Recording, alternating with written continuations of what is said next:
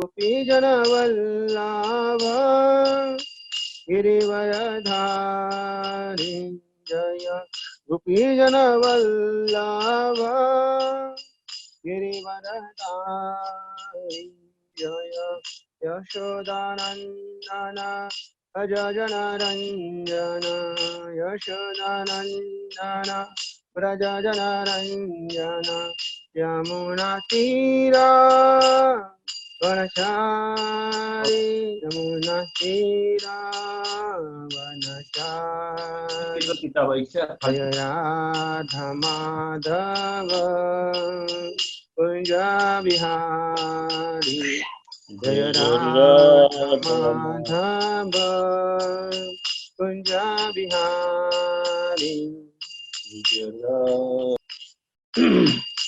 जय यशोदानंदन व्रज जनरंजन यशोदानंदन व्रज जनरंजन यमुनातीरा वनचारी यमुनातीरा वनचारी जय राधा माधव कुंज बिहारी जय राधा माधव कुंज बिहारी जय गोपीजन वल्लभ गिरिवरधारी जय गोपीजन वल्लभ गिरिवरधारी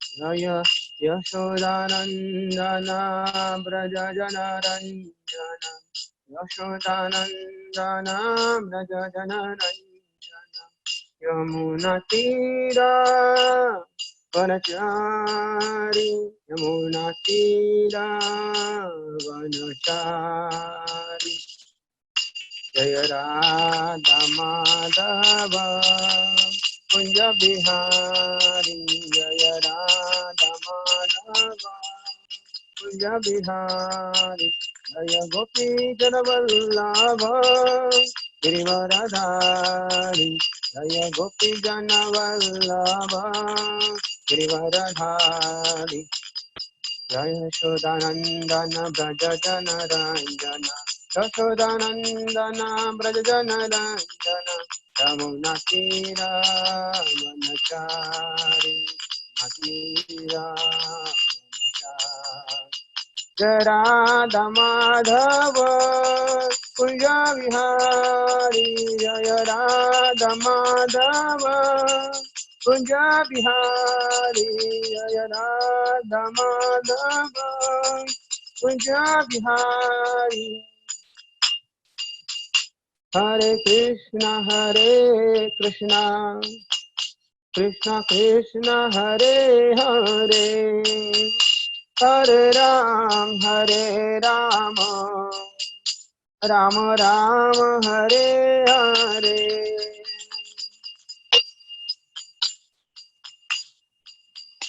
हरे Krishna Krishna Krishna Hare Hare Hare Ram Ram Ram Hare Hare Hare Krishna Krishna Krishna Hare Hare Hare Ram Ram Ram Hare Hare Hare Krishna Krishna Krishna Hare Hare Hare Ram Ram Hare Hare Hare Krishna Krishna Krishna Hare Hare Hare Ram Ram Ram Hare Hare Hare Krishna Krishna Krishna Hare Hare Hare Ram Ram Ram Hare Hare Krishna Krishna Krishna Hare Hare Hare Ram Ram Ram Hare Hare Hare Krishna Krishna Krishna Hare Hare Hare Ram Ram Ram Hare Hare Hare Krishna Krishna Krishna Hare Hare Hare Ram Ram Ram Hare Hare Hare Krishna Krishna Krishna Hare Hare Hare Ram Ram Ram Hare Hare Hare Krishna Krishna Krishna Hare Hare Hare Ram Ram Ram Hare Hare Hare Krishna Krishna Krishna Hare Hare Hare Ram Ram Ram Hare Hare Hare Krishna Krishna Krishna Hare Hare Hare Ram Ram Ram Hare Hare Hare Krishna Krishna Krishna Hare Hare Hare Ram Ram Ram Hare Hare Hare Krishna Krishna Hare Hare Hare Ram Ram Ram Hare Hare Hare Krishna Krishna Hare Hare Hare Ram Ram Hare Hare Radha Rasvihari Radha Rasvihari Radhe Jaya Sitaram Lakshman Bhakta Hanuman Sitaram Lakshman Bhakta Hanuman Jaya Gauranitai Jaya Gauranitai Gauranitai Jaya Gauranitai Jaya Prabhupada Jaya Prabhupada Prabhupada Srila Prabhupada Jaya Jaya Gurudev Gurudev Gurudev Gurudev हरिनाम संकीर्तन की जगत गुरु शिल प्रभुपाद की हिताय गौर प्रेमानंदे ओम नमो भगवते वासुदेवाय ओम नमो भगवते वासुदेवाय ओम नमो भगवते वासुदेवाय नारायणं नमस्कृत्यं नरं चैव नरोत्तमं देवीं सरस्वतीं व्यासं ततो जयो मुदीरये नष्टप्रायेषु अभद्रेषु नित्यं भागवत सेवया भगवती उत्तमा श्लोके भक्तिर्भवति नैष्टकी नमः पंकजनाभाय नमः पंकजमालिने नमः पंकजनेत्राय नमस्ते पंकजांग्रे कस्तूरी तिलकं ललाटपटले वक्षस्थले कौस्तुभं नासाग्रे वरमौक्तिकं करतले वेणुकरे कङ्गणम् सर्वांगे हरिचन्दने सुललिते कण्ठे च मुक्तावली गोप्या श्रीपरिवेष्टितो विजयते गोपालचूडामणि नीलाचल निवासाय नित्याय परमात्मने बलभद्र सुभद्राभ्यां जगन्नाथाय ते नमः। हे कृष्ण करुणा सिंधु दीनबंधो जगत्पते गोपेश गोपिका कांता राधा कांत नमोस्तुते तप्त कांचन गौरांगी राधे वृंदावनेश्वरी ऋषभानुसुते देवी प्रणमामि हरिप्रिये। नीलाम्बुजश्यामलकोमलाङ्गं सीतासमारोपितवामभागं पाणौ महासायकचारुचापं नमामि रामं रघुवंशनाथम्। आराध्य भगवान् व्रजेशतनय तद्धाम वृन्दावनं रम्या काचिदोपासना ब्रजवधूवर्गेण या कल्पिता। श्रीमद्भागवतं प्रमाण अमलं प्रेमा पुमार्थो महान् चैतन्य महाप्रभो मतमिदं तत्रादरो न परा। नमो महावदान्याय कृष्ण प्रेम प्रदायते कृष्णाय कृष्ण चैतन्य नाम्ने गौरत्विषे नमः। नमां विष्णुपादाय कृष्णप्रेष्ठाय भूतले श्रीमते भक्तिवेदांत स्वामीति नामिने।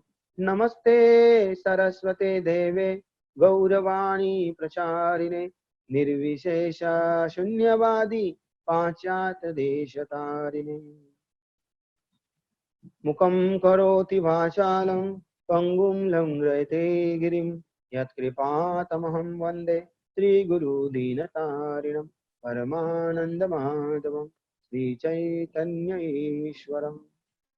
गुरवे गौरचन्द्राय राधिकाय तदालये कृष्णाय कृष्णभक्ताय तद्भक्ताय नमो नमः। जय श्री कृष्ण चैतन्य प्रभु नित्यानंद श्री अद्वैत गदाधर श्रीवासादि गौर भक्तवृंद वाञ्छाकल्पतरुभ्यश्च कृपा सिन्धुभ्येव च पतितानां पावनेभ्यो वैष्णवेभ्यो नमो नमः। हरे कृष्णा कृष्णा कृष्णा हरे हरे हरे राम राम राम हरे हरे। हरे कृष्णा। तो आज हमारे इस सेमिनार का 7वां दिवस। अभी तो हमारे केवल 4 टॉपिक हुए हैं, 5 बाकी।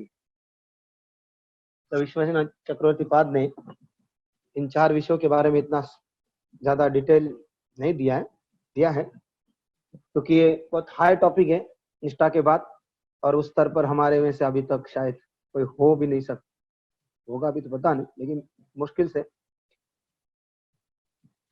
तभी निष्ठा का स्तर आज से आप प्रारंभ करेंगे।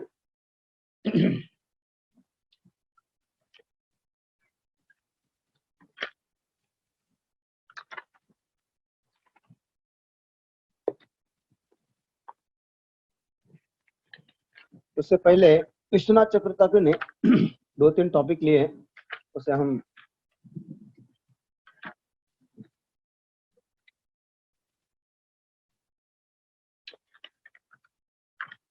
नाम अपराधी के प्रति अप्रसन्न नाम प्रभु द्वारा अपनी शक्ति का गोपन करना।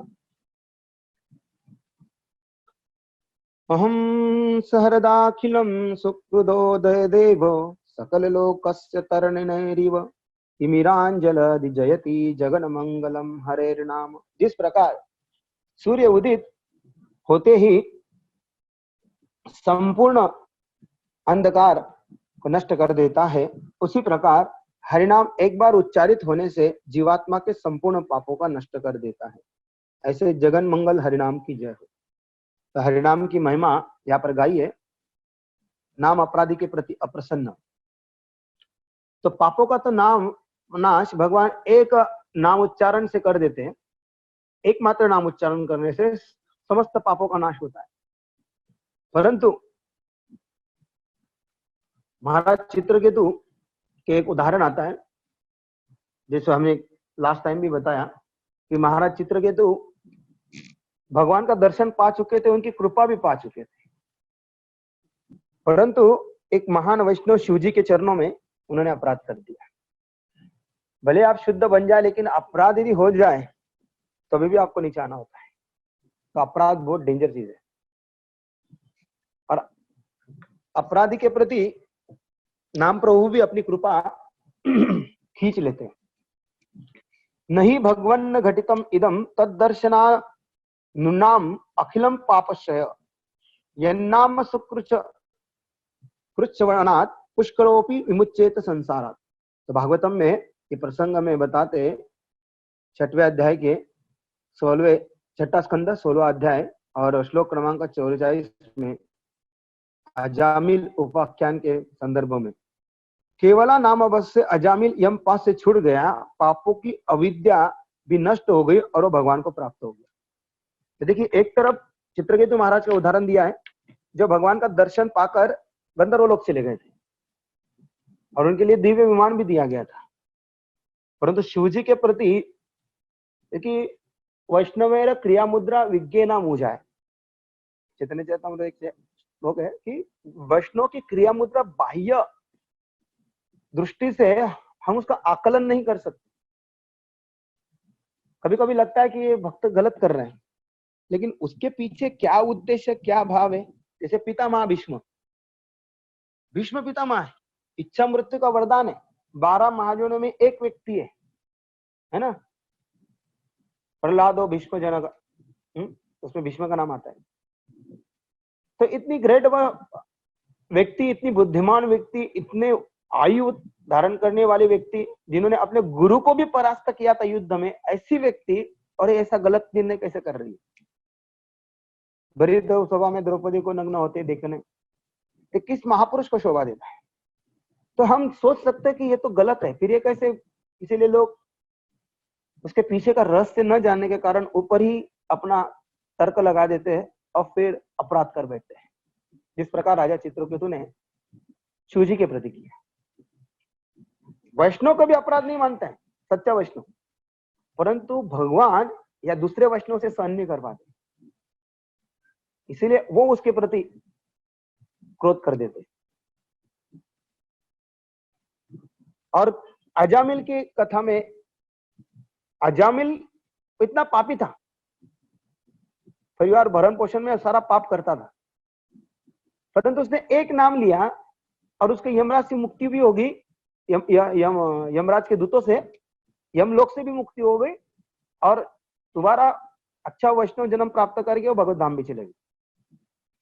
तो इन दो कथा में देखा जाता है विरोधाभास पैदा होता है। जो भगवान का दर्शन पाकर भी गिर सकता है, गिर रहा है, और एक है इतना पाप करने के बाद नाम की कृपा हो गई।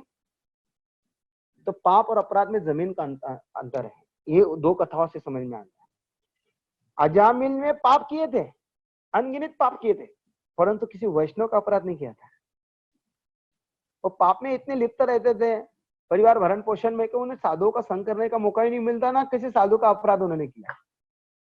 इसलिए जब हम भक्तों के संग में रहते हैं ना, तो भक्तों को सावधान, भक्तों का संग तो मिल गया बड़े भाग्य से, लेकिन उसे बनाए रखना और वहां पर किसी साधु के प्रति या भक्त के प्रति, वैष्णव के प्रति, कि जो भी हरिनाम करता है, चाहे वो एक दिन का हरि भक्त हो या 40 साल का भक्त हो, भक्त है, अपराध नहीं होना है। कभी कभी हम सोचते रहे अभी तो आया है इसलिए उसको उटपटांग बोलेंगे या उसे रिस्पेक्ट नहीं देंगे या उसे आदर नहीं करेंगे, प्रेम नहीं देंगे, तो कभी कभी आए अपराध पकड़ा जाता है। कौन सा बात अपराध मान लेगा सामने वाला मालूम नहीं है ना। ऐसी एक कथा मकदीरा साम्र सिंधु में भी आती है। एक वैष्णव थे, उच्च कोटि के थे, और नित्य लीला प्रविष्ट हो गए थे, मतलब बैठे बैठे साधु का भगवान के लीलाओं का दर्शन करते थे। तो एक बार ऐसा ही लीला का दर्शन कर रहे थे और उसमें भगवान झूले पर बैठे थे और राधा रानी झूला झूला रही थी। नहीं सॉरी, भगवान झूला झूला रहे थे, राधा रानी झूले पे बैठी थी। तो भगवान कृष्ण थोड़ा जोर से झटका देते थे झूले को, तो उसमें क्या होता है, राधा रानी गिर जाती है। कृष्ण लीला कर रहे हैं, तो वो देखकर जो साधु था ध्यान मग्न होकर देख रहा है, उसको बाह्य स्थिति का ज्ञान नहीं, बाहर क्या हो रहा है, तो हंस दिए जोर जोर से, है ना। भगवान की लीला विनोद पूर्ण होती है, आनंद प्रदायक होती है। तो ये साधु हंस दिया जोर जोर से, तो उनके सामने से एक दूसरा वैष्णव जा रहा था, वो पैर से अपाहिज था, मुझे थोड़ा लंगड़ा था, तो लंगड़ा लंगड़ा चल रहा था। तो उसने क्या सोचा कि मेरी शरीर के व्यंग को देखकर हंस रहा है, उसने अपराध मान लिया। और जैसे उसने अपराध मान लिया, इसके हृदय से लीला गायब हो गई, अदृश्य हो गई। तो ये सोचने लगे, बहुत प्रयास किया उन्होंने हृदय में टटोलने का, लीला दर्शन करो, नहीं हो रहा है। बड़ा खिन्न हो गए और फिर जाके पूछते हैं, घर जाए, फिर उनका चित्त नहीं लग रहा है। फिर किसी उनसे सीनियर वैष्णव से पूछते हैं, मैं लीला को दर्शन कर रहा था लेकिन अचानक वो गायब हो गई और प्रकट ही नहीं हो रहा है मेरे हृदय में, ऐसे क्या हो गया? तो उन्होंने तुरंत बोला, कोई अपराध हो गया होगा। क्योंकि भगवान, अपराध मतलब क्या है? जिनके ऊपर भगवान की कृपा हट जाती है वही अपराध।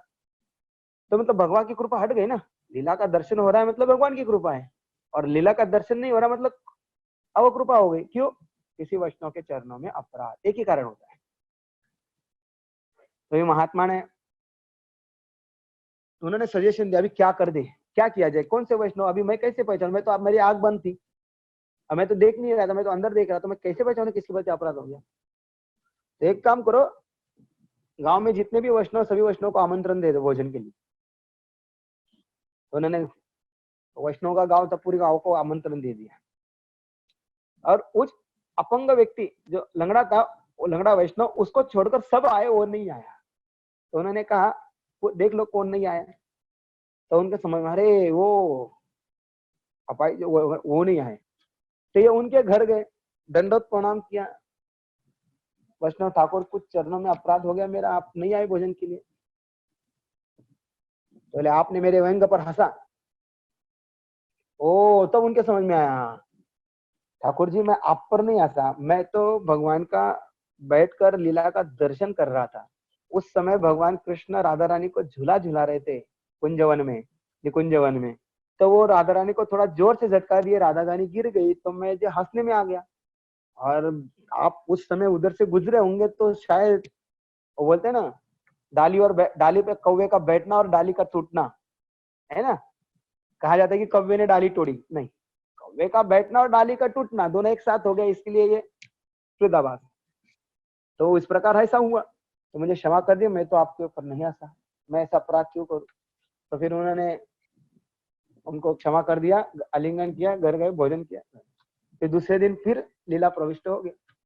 तो कहने का तात्पर्य कि जाने अनजाने में भी अपराध हो जाए, भले वो कितना नित्य लीला प्रविष्ट शुद्ध भक्त क्यों ना हो, चित्रकेतु राजा जैसा आना पड़ता है। तो ये अपराध की बड़ा, तो नाम भी उनके ऊपर अपनी कृपा नहीं दर्शाते।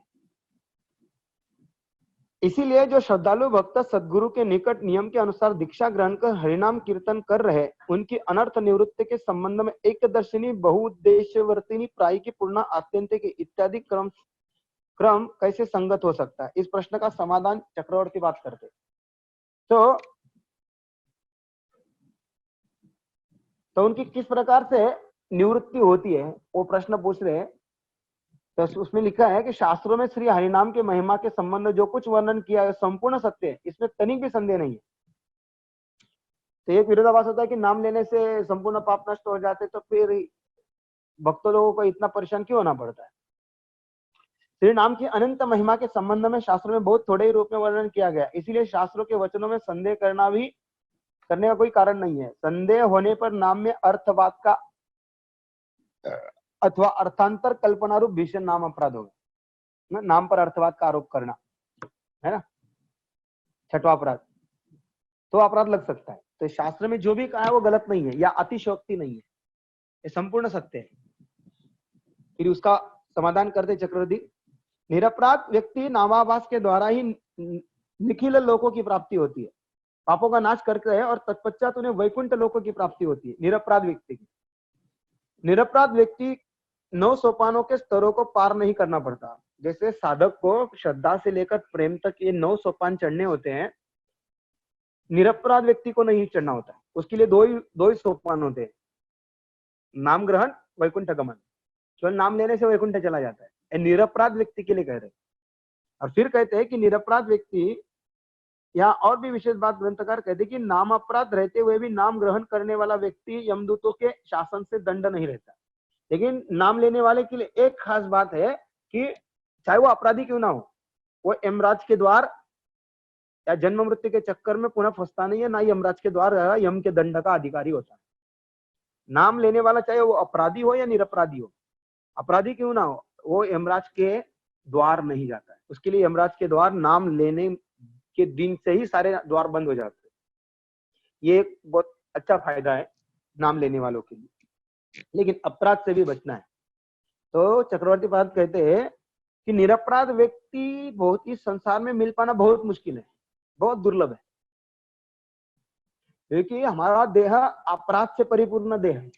हमारा भौतिक देह अपराध करते ही रहता है। तो यहाँ पर कहते हैं जब तक नाम अपराधी की अनर्थ निवृत्ति नहीं होती तब तक नाम का मुख्य फल प्रेम की प्राप्ति नहीं होती। तो हम जैसे साधकों को नाम अनर्थ निवृत्ति करना ही करना है। मतलब हमें 9 सोपानों से जाना ही है। श्रद्धा, प्रेम, साधु संग, भजन क्रिया, अनर्थ निवृत्ति होनी ही होनी है। जब तक अनर्थ निवृत्ति नहीं होती तो नाम का जो फल है कृष्ण सेवा, कृष्ण प्रेम, वो प्राप्त नहीं होता है। भगवान प्राप्ति भी नहीं होती है, परंतु यह यम यातनाओं से मुक्त हो जाता है। तो उसमें एक बात विशेष दी है कि वह हम यम यातनाओं से मुक्त हो जाते हैं। इसका उदाहरण 6वें स्कंद के पहले अध्याय के 19वें श्लोक में इसका प्रमाण दिया हुआ है। तो हम पढ़ लेते हैं भागवत से। 6वां स्कंद पहला अध्याय 19वां श्लोक।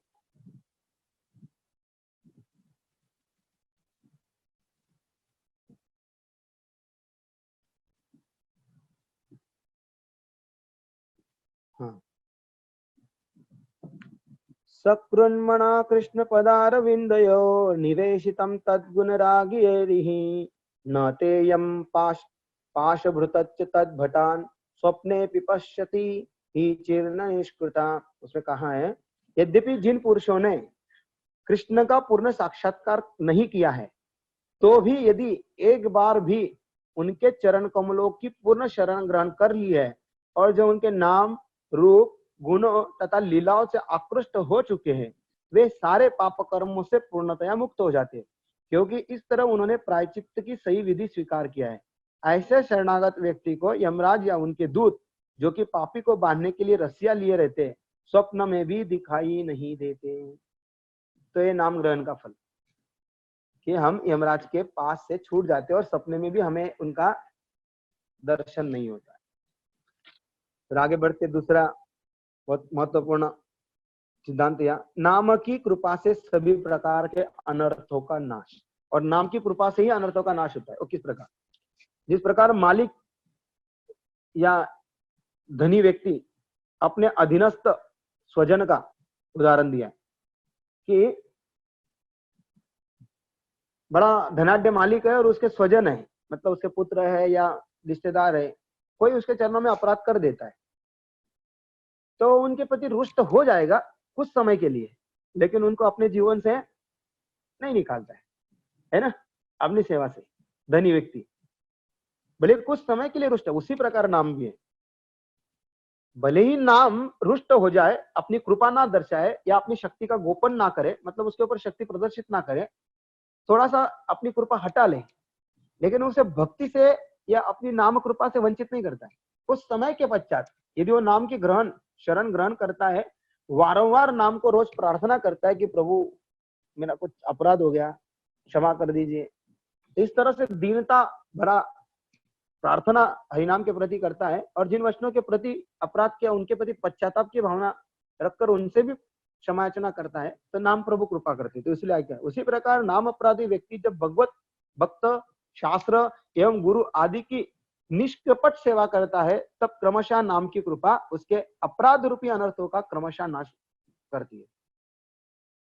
इसलिए भागवतम के दूसरे स्कंद का 3 अध्याय का 24वां श्लोक में दे दे तदस्म सारम हृदय बतेद, अर्थात हरिनाम के ग्रहण करने पर जिस व्यक्ति के नेत्र से अश्रु, शरीर में रोमांच आदि सात्विक विकार उत्पन्न नहीं होते उनका हृदय वज्र के समान है। तो क्या होता है, हम बहुत सालों तक नाम लेते हैं, सालों साल नाम लेते रहते, लेकिन हमारा हृदय कभी पिघलता नहीं है, आंखों से अश्रु नहीं आते, रोमांच कंपा नहीं होता है ना। तो ये क्यों होता है? नाम की अवकृपा। इसका एकमात्र निष्कर्ष निकालना चाहिए कि मेरे से नाम के प्रति, वैष्णव के प्रति या गुरु के प्रति, भगवान के अपराध हुआ है, जिसके चलते नाम मेरे ऊपर कृपा नहीं कर रहा। तो नाम की कृपा होने के लिए आगे कहते हैं हृदय दवित होने पर अष्टपुलक आदि रोमांच ये सात्विक विकार बहिक्रिया के स्वरूप देखे जाते हैं, और आंतरिक क्रिया जिसके ऊपर नाम की कृपा हो जाती है, ये रोमांच, कंप, अश्रु, ये बाह्य विकार है, लेकिन आंतरिक 9 क्वालिटी उसके अंदर आती है जिसके ऊपर नाम की कृपा होती है। और यह शांति, अर्थात तो पूरी तरह से शांत हो जाता है ना। लोग शांति शांति शांति के लिए प्रयास करते हैं ना, तो वो शांति उसे अनायासी नाम कृपा से मिल जाती है। अव्यर्थ कालत्व दूसरा गुण उसमें आता है। अव्यर्थ कालत्व मतलब जो एक क्षण भी वेस्टेज नहीं करता है, उसे एक एक पल बहुत कीमती लगता है कि मैं इसे कैसे कृष्ण भक्ति में लगाऊं, वह सोचते रहता है। अव्यर्थ कालत्व। विरक्ति, अपने आप लोग वैराग्य करके जाते हैं ना छोड़ के सब, तो उसे वैसे छोड़ने की जरूरत नहीं, अपने आप उसमें विरक्ति हो जाती है। वो संसार की सारी सामग्री, भोग सामग्री होते हुए उसके प्रति कोई रस उसे नहीं आता है।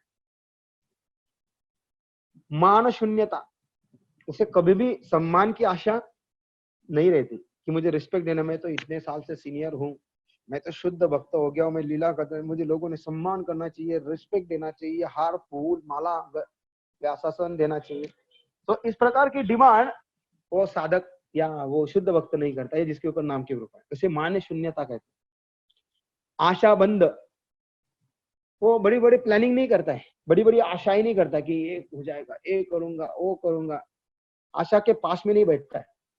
नहीं तो हम देखो जब करते करते नाना प्रकार की आशा के पुल बांधते हैं। अरे इतने साल के बाद मैं ये करूंगा, मेरा घर ऐसा हो जाएगा, ऐसा हो जाएगा, मेरा ऑफिस में इतना पदोन्नति, कुछ ना कुछ हम आशा बांधते रहते हैं, प्लानिंग करते रहते हैं, जब के समय तो और ज्यादा करते हैं।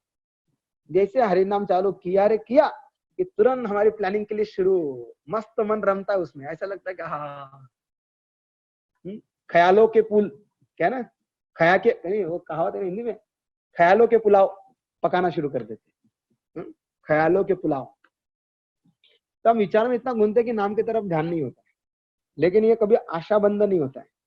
छठवां, समुत्कंठा, नाम गाने सदा रुचि, उसकी हमेशा भगवान के नाम, भगवान के गुण, भगवान की कथा करने में वो हमेशा निरंतर उसकी इच्छा बनी रहती कि मैं कब किसको कथा सुनाऊं, कब किधर कीर्तन करूं, कब मैं भगवान के बारे में प्रचार करूं। ये सदैव उसके हृदय में उत्कंठा लगी रहती है, इसीलिए कहते हैं नाम गाने सदा रुचि। समुत्कंठा लगे, नाम गाने सदा रुचि सातवां है। समुत्कंठा मतलब उत्कंठा लगी रहती है उसे भगवान के हर कार्य के लिए, जबरदस्ती नहीं करना पड़ता है। अरे प्रभु जी 16 माला करिए, जन्म मृत्यु के चक्कर में फंसे हम, थोड़ा जप करिए ना। हाँ करता हूँ ना, करते करते साल निकल जाता है, 2 साल निकल जाता है, 16 माला पे नहीं आते, कोई 2 माला कभी कभी होती है प्रभु जी। अब बहुत बड़ा मुंह करके भी बोलते प्रभु जी कभी कभी होती है ना। तो उत्कंठा नहीं है ना, और जिसके पास ये उत्कंठा आ जाती है वो एक क्षण भी नहीं रहता है कब मैं और 32 हो गया, 64 कब करूं, एक परिक्रमा हो गई कि 4 परिक्रमा कब करूं, और जो मंडल परिक्रमा पूरी 30 दिन की मैं कब करूं, ये उत्कंठा उसके मन में लगी रहती है। कार्तिक आते हुए छटपटा कब वृंदावन जाऊं, है ना। तो ये उत्कंठा है। नाम गाने सदा रुचि, और हमारी निंदा गाने सदा रुचि। हम जैसे सामान्य भक्तों की क्या किसमें रुचि होती है, निंदा करने में। 2 जन बैठ गए, अरे मालूम है क्या वो प्रभु जी ने क्या किया, हाँ उसने कल ऐसा कर दिया, अपराध कर दिया, अरे वो ऐसा किया, वो माता जी ना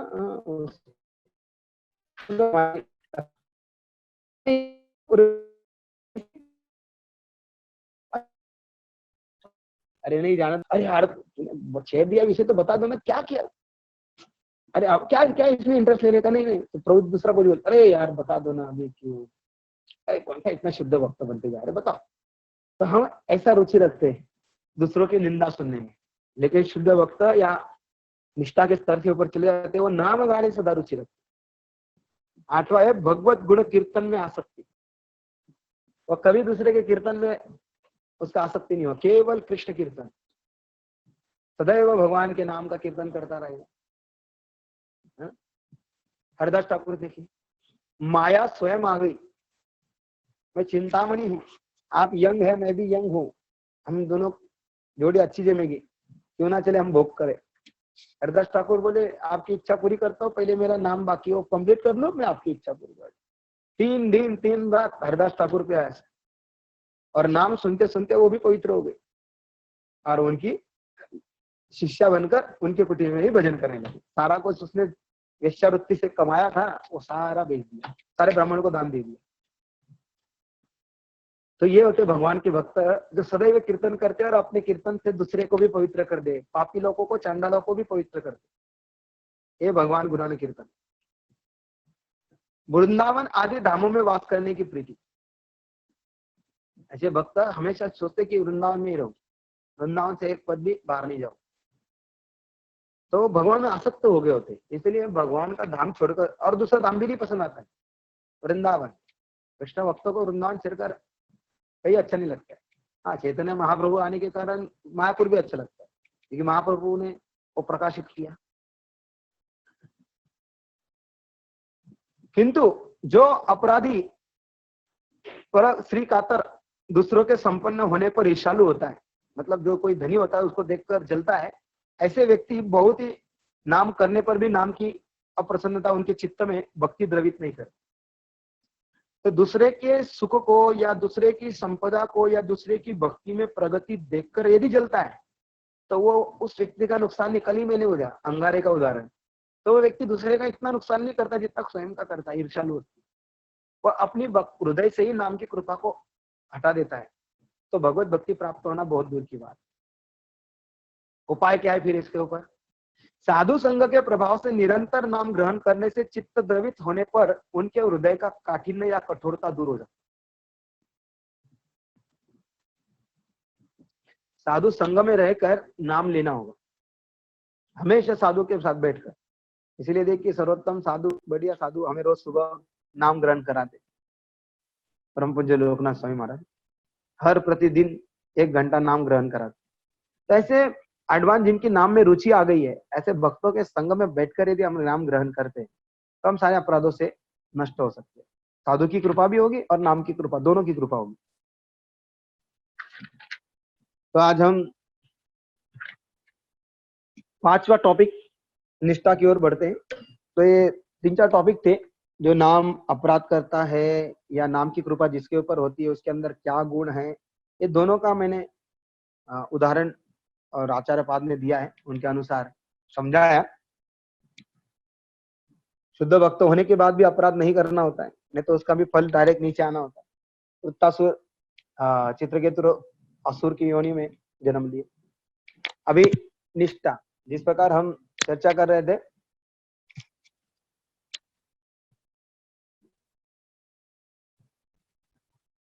भजन की 2 क्रिया, अनिष्ठिता भजन और निष्ठिता भजन।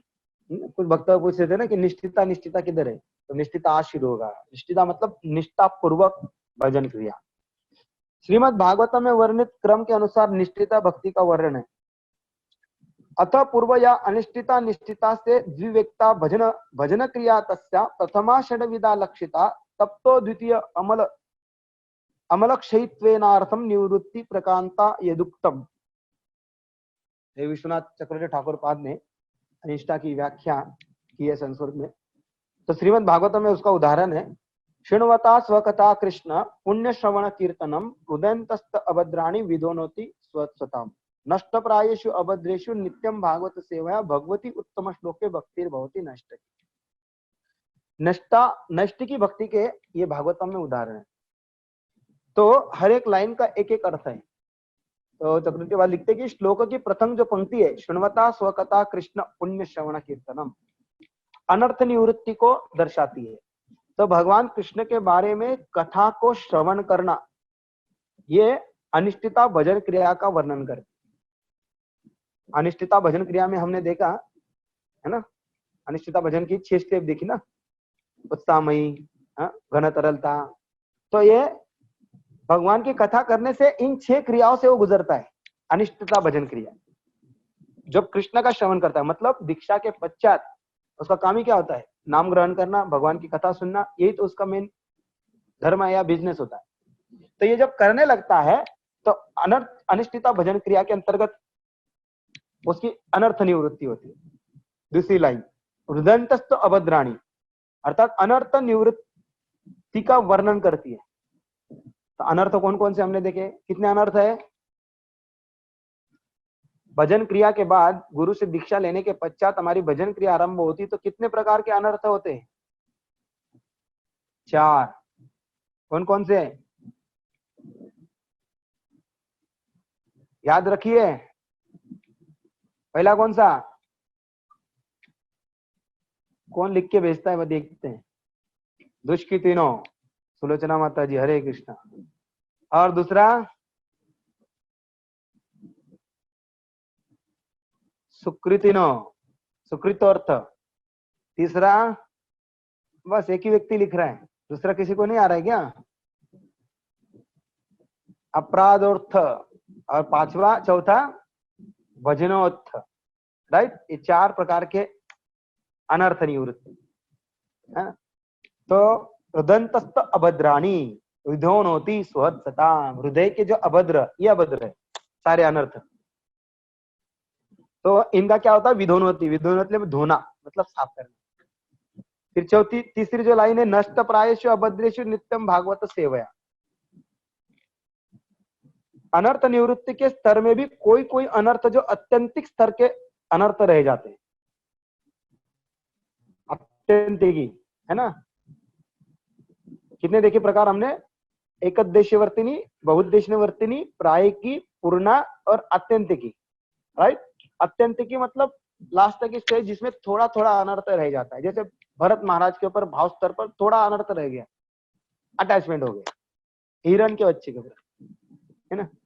तो नष्ट प्रायेषु अभद्रेषु नित्यम भागवत सेवा। तो नित्य भागवत करने से मतलब अनर्थ निवृत्ति के स्तर में भी ये बना रहता है। और लास्ट की पंक्ति है, भगवती उत्तम श्लोके भक्तिर भवती नष्ट की। अनर्थ निवृत्ति के पश्चात ही नष्ट की भजन क्रिया का गुण वर्णन सुसंगत है। अर्थात जब सारे अनर्थ निकल जाते तब निष्ठा भक्ति स्थापित होती, जो ये 4 प्रकार के अनर्थ गिना है। तो अभी निष्ठा तथा निष्ठा के लक्षण, अभी निष्ठा भक्ति किसे कहते हैं और उसके लक्षण क्या क्या है। जिसमें निष्ठा या निश्चलता उत्पन्न होती है उसे निष्ठिता भजन क्रिया कहते हैं। भजन करने में निष्ठा, उसकी निष्ठा मतलब रोज सुबह उठकर मंगल आरती के 50-16 माला करना है, एक दिन भी उसका खाड़ा नहीं जाता है। 365 दिन 2 घंटा पहले जपा ब्रह्म मुहूर्त में, ऐसी निष्ठा जिसकी हो जाती है, कभी भी ब्रेक नहीं, चाहे धूप आए, गर्मी आए, बारिश आए, कुछ भी हो जाए, अपना नियम नहीं छोड़ता। प्रतिदिन चेष्टा करने पर भी अनर्थग्रस्त अवस्था में, तो उसके लक्षण ये है कि निष्ठा का भजन करते उसमें भी कुछ त्रुटियां आती है, तो वो निष्ठावान भजन, निष्ठा मतलब दीक्षा के पश्चात जो भजन में संलग्न हो जाता है, अनर्थ निवृत्ति प्राय निकल जाती है, और ऐसे व्यक्ति के भजन में भी कुछ बाधा आती है। वो 5 प्रकार की है। तो उसमें लिखते हैं, पहला है लय, दूसरा है विक्षेप, तीसरा है अप्रतिपत्ति, चौथा है कषाय और 5वां है रसास्वाद। लय, विक्षेप, ये महत्वपूर्ण है, लिख लीजिए। और ये इसमें कैसा भजन होता है वो भी अभी आगे बताएंगे। लय, विक्षेप निष्ठिता भजन में भी, अप्रतिपत्ति, कषाय और रसास्वाद।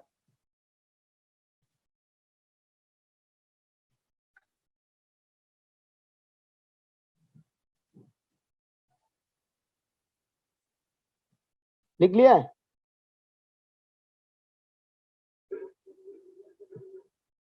लय, विक्षेप, अप्रतिपत्ति, कषाय, षटकोणाचा ष, कषाय, रसास्वाद, 5वां।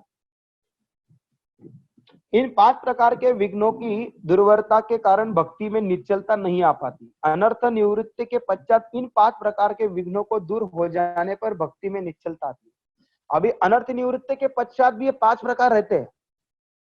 ऐसा नहीं कि अनर्थ निवृत्ति हो गए सीधा निष्ठा के स्तर पर पहुंच गए, नहीं, अनर्थ निवृत्ति के पश्चात ये 5 जब तक दूर नहीं होते तब तक पूरी निष्ठा नहीं आती। तो पहला है लय। अभी लय का लक्षण क्या है? श्रवण, कीर्तन और स्मरण काल में उत्तरोत्तर अधिक निद्रा आना। आप श्रवण कर रहे हैं, कीर्तन कर रहे हैं या स्मरण कर रहे हैं भगवान का, उस समय निद्रा अधिक आती है। देखिए आप जब करने बैठे हैं, हरे कृष्णा हरे कृष्णा। आधा घंटा सो जाते, पता भी नहीं चलता कि हम सो गए। और दूसरा उठाता है, नहीं नहीं नहीं मैं सो नहीं रहा था, भजन चंटी कर रहा था, उसको ऐसा भी बोलते हैं। और देख रहा है आधे घंटे से सोया, उसको उठाने जाए तो वो बोलता है, जब कर रहा था ना, क्यों उठाया? भाई तू सो रहा था। नहीं नहीं नहीं मैं सो नहीं रहा था, तुरंत जवाब दे। लेकिन फिर 2 मिनट वो बेचारा जब करता है, फिर हरे कृष्णा कृष्णा कृष्णा हरे हरे हरे, फिर सो जाता है। तो इस अवस्था को लय कहते हैं। कीर्तन की अपेक्षा श्रवण में अधिक और श्रवण से भी अधिक स्मरण में निद्रा आती। कीर्तन मतलब आप जब भागवत का कथा सुनो तो भी निद्रा आती है, और उससे अधिक निद्रा आती है स्वयं के जप में, है ना। स्वयं का जप करते तो ज्यादा निद्रा आती है। यह तमोगुण से उत्पन्न होता है। ये क्यों होता है? तीनों गुणों का प्रभाव भी हमारे भजन पर पड़ता है। तो जिसके अंदर ज्यादा तमोगुण है ना, वो ज्यादा सोता है। तो इसलिए भगवान बोलते हैं नेश्रे गुण्य भवार्जुन निर्द्वंद्व नित्य सत्य निर्वक्षोम आत्मवान निर्योग क्षेम आत्मवान।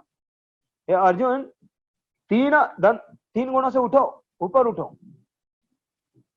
तो तमोगुण के कारण ये होता है। निद्रा ये किसका लक्षण है? निद्रा आलस ये तमोगुण का लक्षण है। अति महत्वाकांक्षा ये रजोगुण का लक्षण है। और ज्ञान ये सतोगुण का लक्षण है। तो ये तीन गुणों का प्रभाव भी भजन पर पड़ता है। तो लय में हमें निद्रा आना ये तमोगुण का लक्षण है।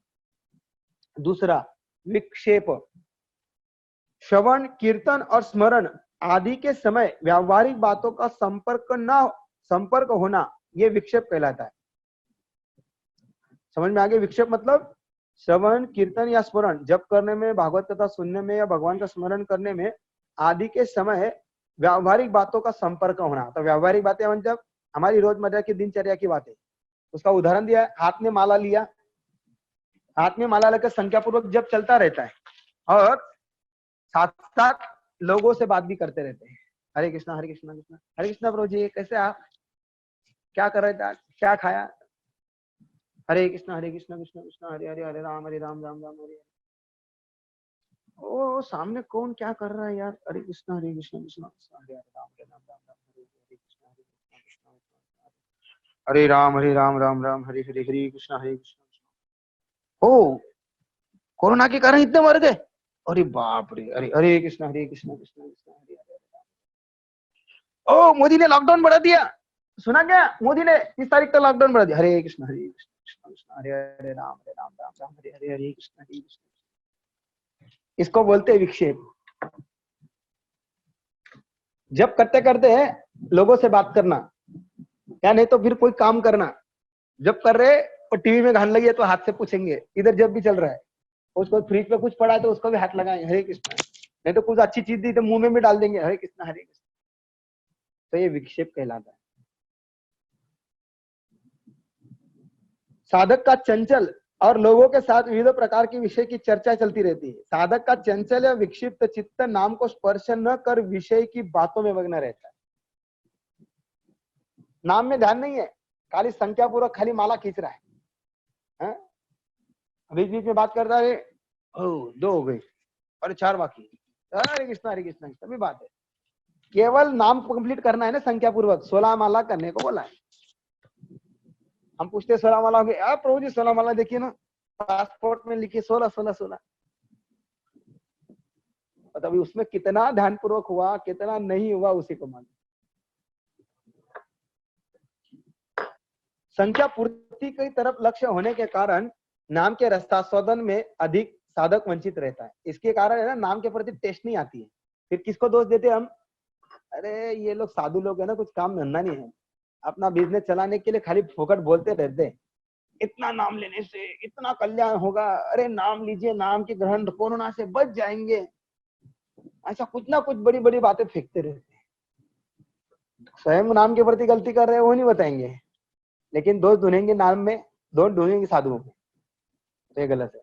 इसी प्रकार श्रवण काल में भी भगवत कथा के आरंभ और अंत में भगवत सभा में बैठकर विविध विषयों की बातें करना। दूसरा, भागवत क्लास में या प्रवचन में बैठे, ऐसे लोग जहाँ आगे नहीं बैठते हैं, ऐसे लोग क्या करते हैं, पीछे जाके बैठते हैं और फिर सामने कथा चल रही है, ये अपना संसार की बातें इधर भी बैठे बैठे मार रहे गप्पे। हाँ, नहीं कोई मिलता गप्पे मारने तो अपना मोबाइल सामने रख के टिंग टांग, उसको लगता कोई देख नहीं रहा है मुझे, आगे आगे पीछे खेलते रहता है। तो ये विक्षेप है, नाम में विक्षेप। तो अंत में भगवत हो जाता है। इस बाधा के फलस्वरूप श्रवण काल में साधक का चित्त स्मरणीय भगवत स्वरूप लीला आदि छोड़कर इधर उधर बातों में लगा रहता है। और ये क्यों होता है? चंचलता के कारण। और ये चंचलता रजोगुण से पैदा होती है। किससे? ये रजोगुण जिसमें ज्यादा है ना, व्यक्ति शांत नहीं बैठेगा, कुछ ना कुछ करते रहे, कभी उसका मन कथा में नहीं लगेगा। तो ये पैशन है ना, इधर उधर उसकी इंद्रियां उसको दौड़ाती रहती है, ये कर वो कर वो कर ये कर, शांत नहीं बैठता। ये रजोगुण के कारण होता है। अप्रतिपत्ति, तीसरा, लय और विक्षेप के न रहते हुए भी श्रवण और कीर्तन में जो असमर्थता देखी जाती है, उसी का नाम है अप्रतिपत्ति।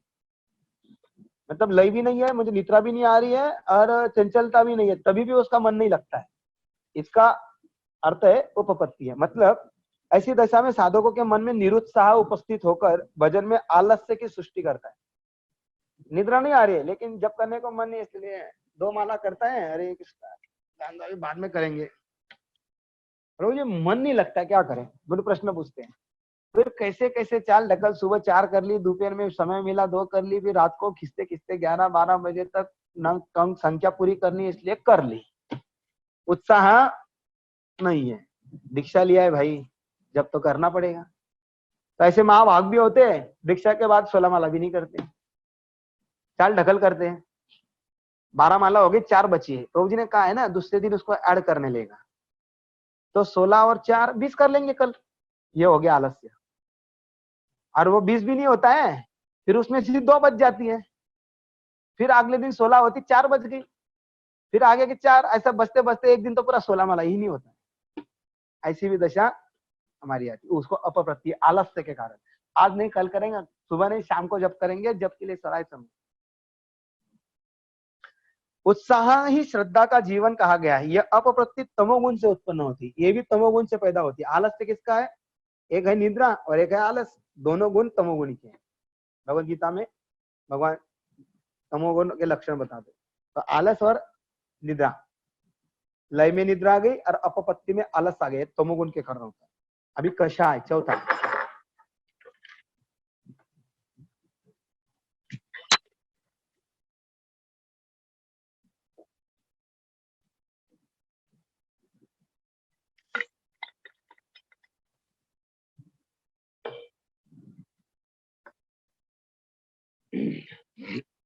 हरे कृष्ण। श्रवण कीर्तन और स्मरण आदि के साधन काल में क्रोध, मोह और अहंकार का जो संस्कार है उसे कषाय है। भजन कर रहा है लेकिन क्रोध नहीं, बोलते हैं प्रभु जी क्या करे, कितने दिन से भजन करता है लेकिन क्रोध नहीं जाता है, जैसा भी थोड़ा कोई गलती, मुझे बहुत क्रोध आता है। हाँ, और बहुत लोभ मोह हो जाता है किसी भी चीज के प्रति, और उस व्यक्ति में अहंकार भी ज्यादा है। मैं थोड़ा भी सेवा करता है, अरे मैंने किया, तुरंत बताएगा प्रभु जी आज मालूम है क्या मैंने क्या किया, तुरंत फोन कर। तो ये अहंकार, मैं दिखाना कि मैंने किया, मेरे वजह से हुआ, ये कषाय कहलाता है। क्रोध करना, अति लोभ करना, मोह करना, ये जो विकार है जिसके अंदर ज्यादा दिखाई देते हैं भजन में, भजन के पश्चात या भजन करते समय, उसे कषाय कहते हैं। अनर्थावस्था में पूर्व संस्कार के अनुरूप साधारण कारण से क्रोध, मधुर स्वादिष्ट खाद्य वस्तुओं के प्रति लोभ, अर्थादि में लोभ, पैसे में ज्यादा। कभी कभी भजन करने आते इस्कॉन में, लेकिन इस्कॉन का था गरीब, लेकिन इस्कॉन में आके इतना बड़ा बड़ा ऐश्वर्य देखता है तो उसके मन में भी लोभ होता है। अरे यार, कभी कभी हम सामान्य भक्त किसी बड़े श्रीमंत घर भक्तों के घर भजन करने चले जाते हैं, एकादशी का 32 माला हो या, तो उधर सब देखता है तो उसके मन में भी लोभ होता है, शायद मेरे घर भी ऐसा होता है। जब करते करते वो भी सोचने लग जाता है, तो ये भावनाएं उत्पन्न होती, तो ऐसी भावना से इसे कषाय कहते। परिस्थिति अलग है, लेकिन भजन से उसके बाद लगता है कि मैं भी भजन कर रहा, वो भी भजन कर रहा है, कि मेरे पास भी ऐसा होना चाहिए, तो ये लोभ की प्रवृत्ति जागृत हो जाती है। देह और दैहिक आदि विषयों में गर्व हो जाता है, अहंकार चित्त में उदित होते हैं, और ये किसके कारण होते हैं? रजोगुण के कारण। तो कषाय में काम, क्रोध, लोभ, अहंकार, ये विकार ज्यादा दिखाई देते हैं। इसको कषाय भजन कहते हैं। ये रजोगुण से होता है। रसास्वाद, पांचवा, विषय सुख उत्पन्न होने के समय श्रवण कीर्तन आदि में मन का न लगना ही रसास्वाद कहलाता है। विषयों में लगने के कारण चित्त में भजन में निविष्ट नहीं होता, यह रजोगुण का कार्य है। तो भजन करते समय श्रवण कीर्तन में उसका मन नहीं लगता है। क्यों? कि चित्त किसी विषयों में लगा है ना, कई प्रकार के विषय इंद्रियों के, तो हमारा मन उस विषयों में रमन करता है, इसलिए वो श्रवण कीर्तन में उसका मन नहीं लगता, केवल नाम संख्या जप पूर्ण करने के लिए वो जप करते रहते और विषय में उसका चित्त अटक जाता है। कोई सुंदर स्त्री के प्रति या धन के प्रति या भोजन के प्रति या प्रतिष्ठा के प्रति या सत्ता पाने के प्रति, कई सारे विषय, तो उन विषयों में उसका चित्त रमता है, इसलिए उसका भजन में मन नहीं लगता। उस अवस्था का नाम है रसास्वाद। अतः श्रीपाद ग्रंथकार कहते हैं कि अनर्थ निवृत्ति के पश्चात भी साधकों के हृदय में रजो और तमोगुण के भावों का अस्तित्व रहता है, किंतु जिस प्रकार अनर्थ अवस्था में उल्लिखित 5 प्रकार की बाधाओं को उत्पन्न कर भजन में बाधक होते हैं, निष्ठा के स्तर में भजन के बाधक न होकर अबाधक रूप में अवस्थित रहते। ये रहते निष्ठा के स्तर पर भी, लेकिन उसे बाधा नहीं पहुंचाते, अबाधक के रूप में उपस्थित रहते, और अपराध हो जाए तो प्रकट हो जाते हैं निष्ठा स्तर पर। तो एक श्लोक भागवतम में आता है, तदा रजस्तमो भावा कामलोभादय चेते तेर अनार्विद्धि सतम सित्वे प्रसिद्धति। अर्थात नष्ट की भक्ति उत्पन्न होने पर, उदित होने पर काम, लोभ आदि द्वारा चित्त अनावृद्ध होकर शुद्ध सत्व में स्थित होकर प्रसन्न हो जाता है। तो भक्ति के, नष्ट की भक्ति के कारण क्या होता है, जो विकार जो होते हैं ना, वो दब जाते हैं। ऐसा नहीं कि नष्ट हो जाते, होते हैं लेकिन दब जाते हैं। निष्ठा भक्ति के कारण वो प्रकट नहीं होते।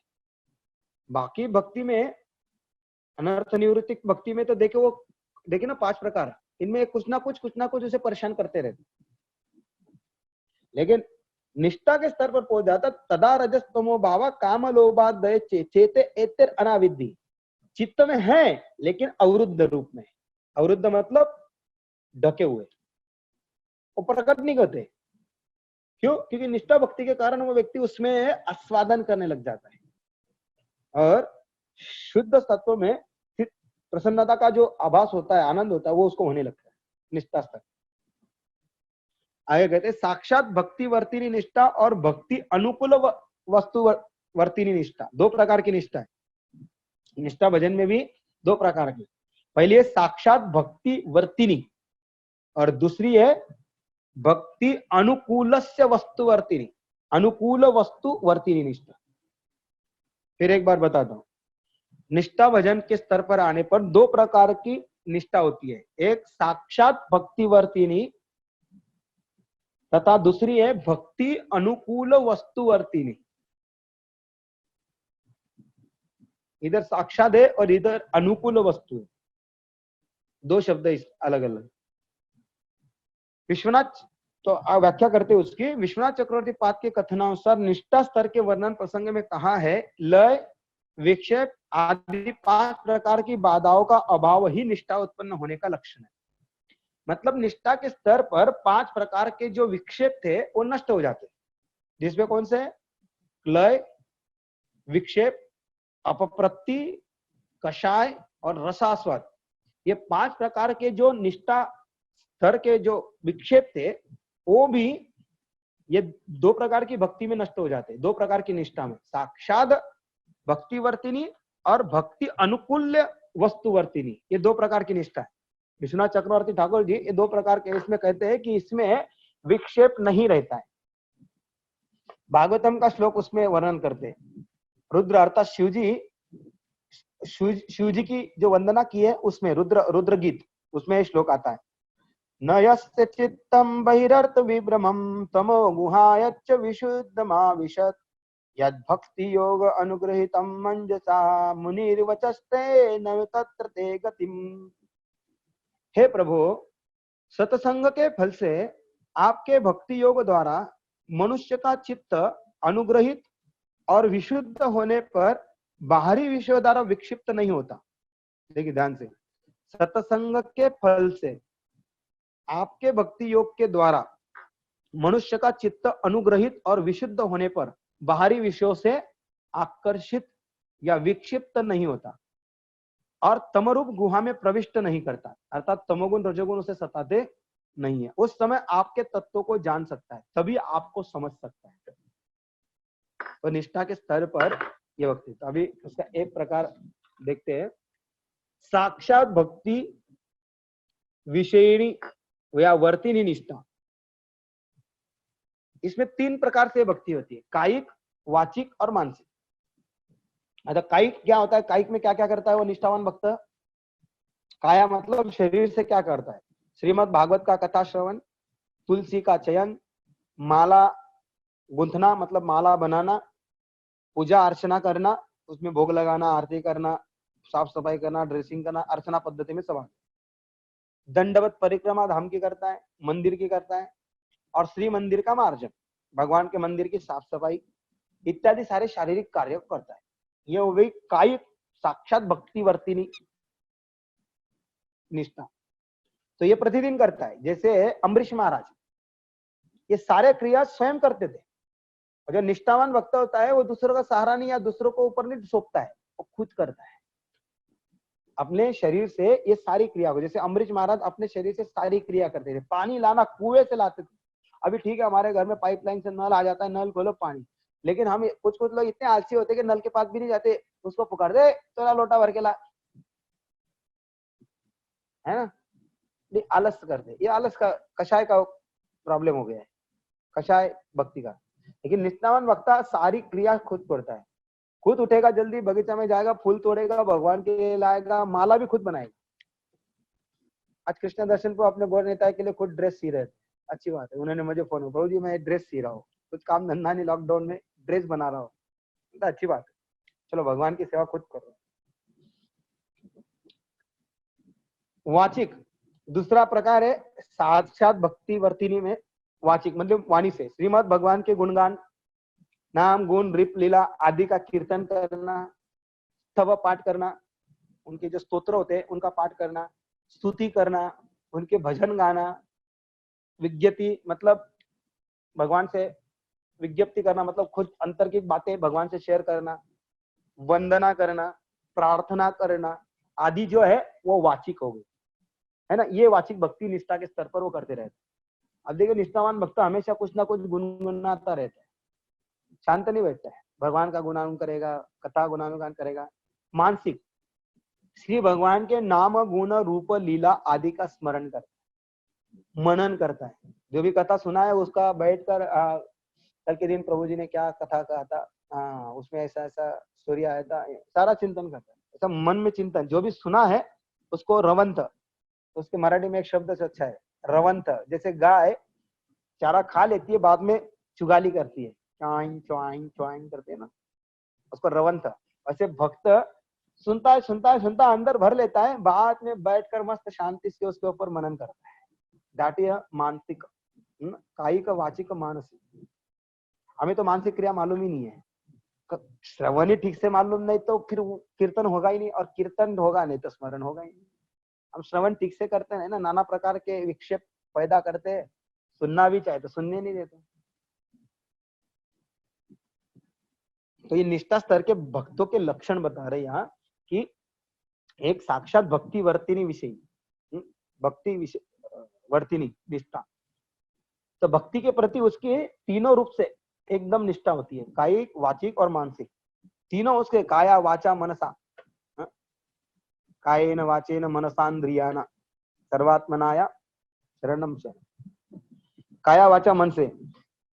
तो जीव गोस्वामी लिखते हैं निष्ठा तत्र विक्षेपेन सातत्यम, मतलब विक्षेप उसके अंदर नहीं रहता है, लेकिन उसकी भक्ति और सातत्य होती है, निष्ठा के साथ होती है। अर्थात भजन विषय में विक्षेप शून्य नृत्य का ही नाम है निष्ठा। तो उसमें कोई भी प्रकार का विक्षेप नहीं होता है।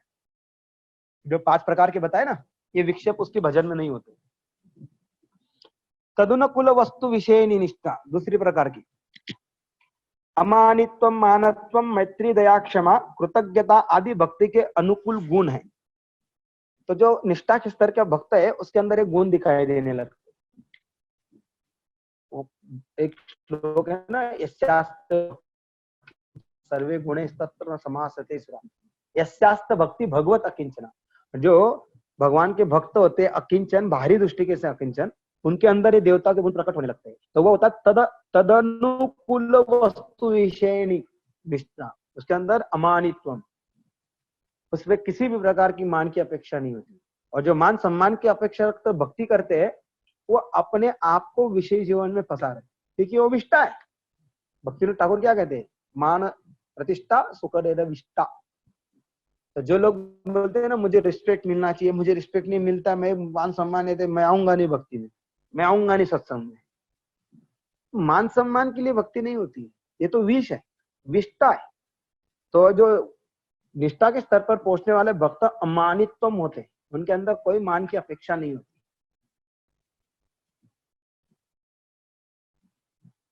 प्रजापति दक्ष के यज्ञ में शिवजी को मान नहीं मिला तो उन्होंने कोई बुरा नहीं माना, लेकिन उसकी पत्नी को बहुत बुरा लग गया।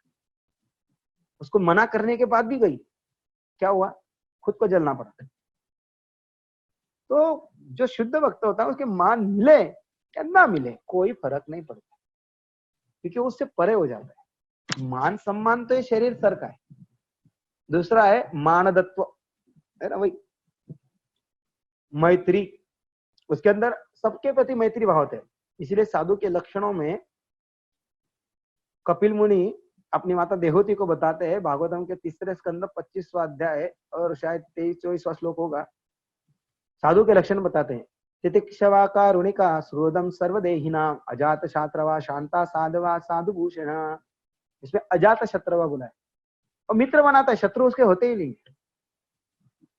तो इसी का मैत्री और सबसे मैत्री स्थापित करता है, चाहे वो मायावादी हो, मायावादी तो बात ही नहीं करता है, चाहे वो दूसरे संप्रदाय का हो, चाहे वो अभक्त क्यों ना, सबसे मैत्री स्थापित करता है। किसी से अपनी दुश्मनी मोड़ नहीं लेते, क्योंकि उनका दुश्मनी का भाव होता ही नहीं।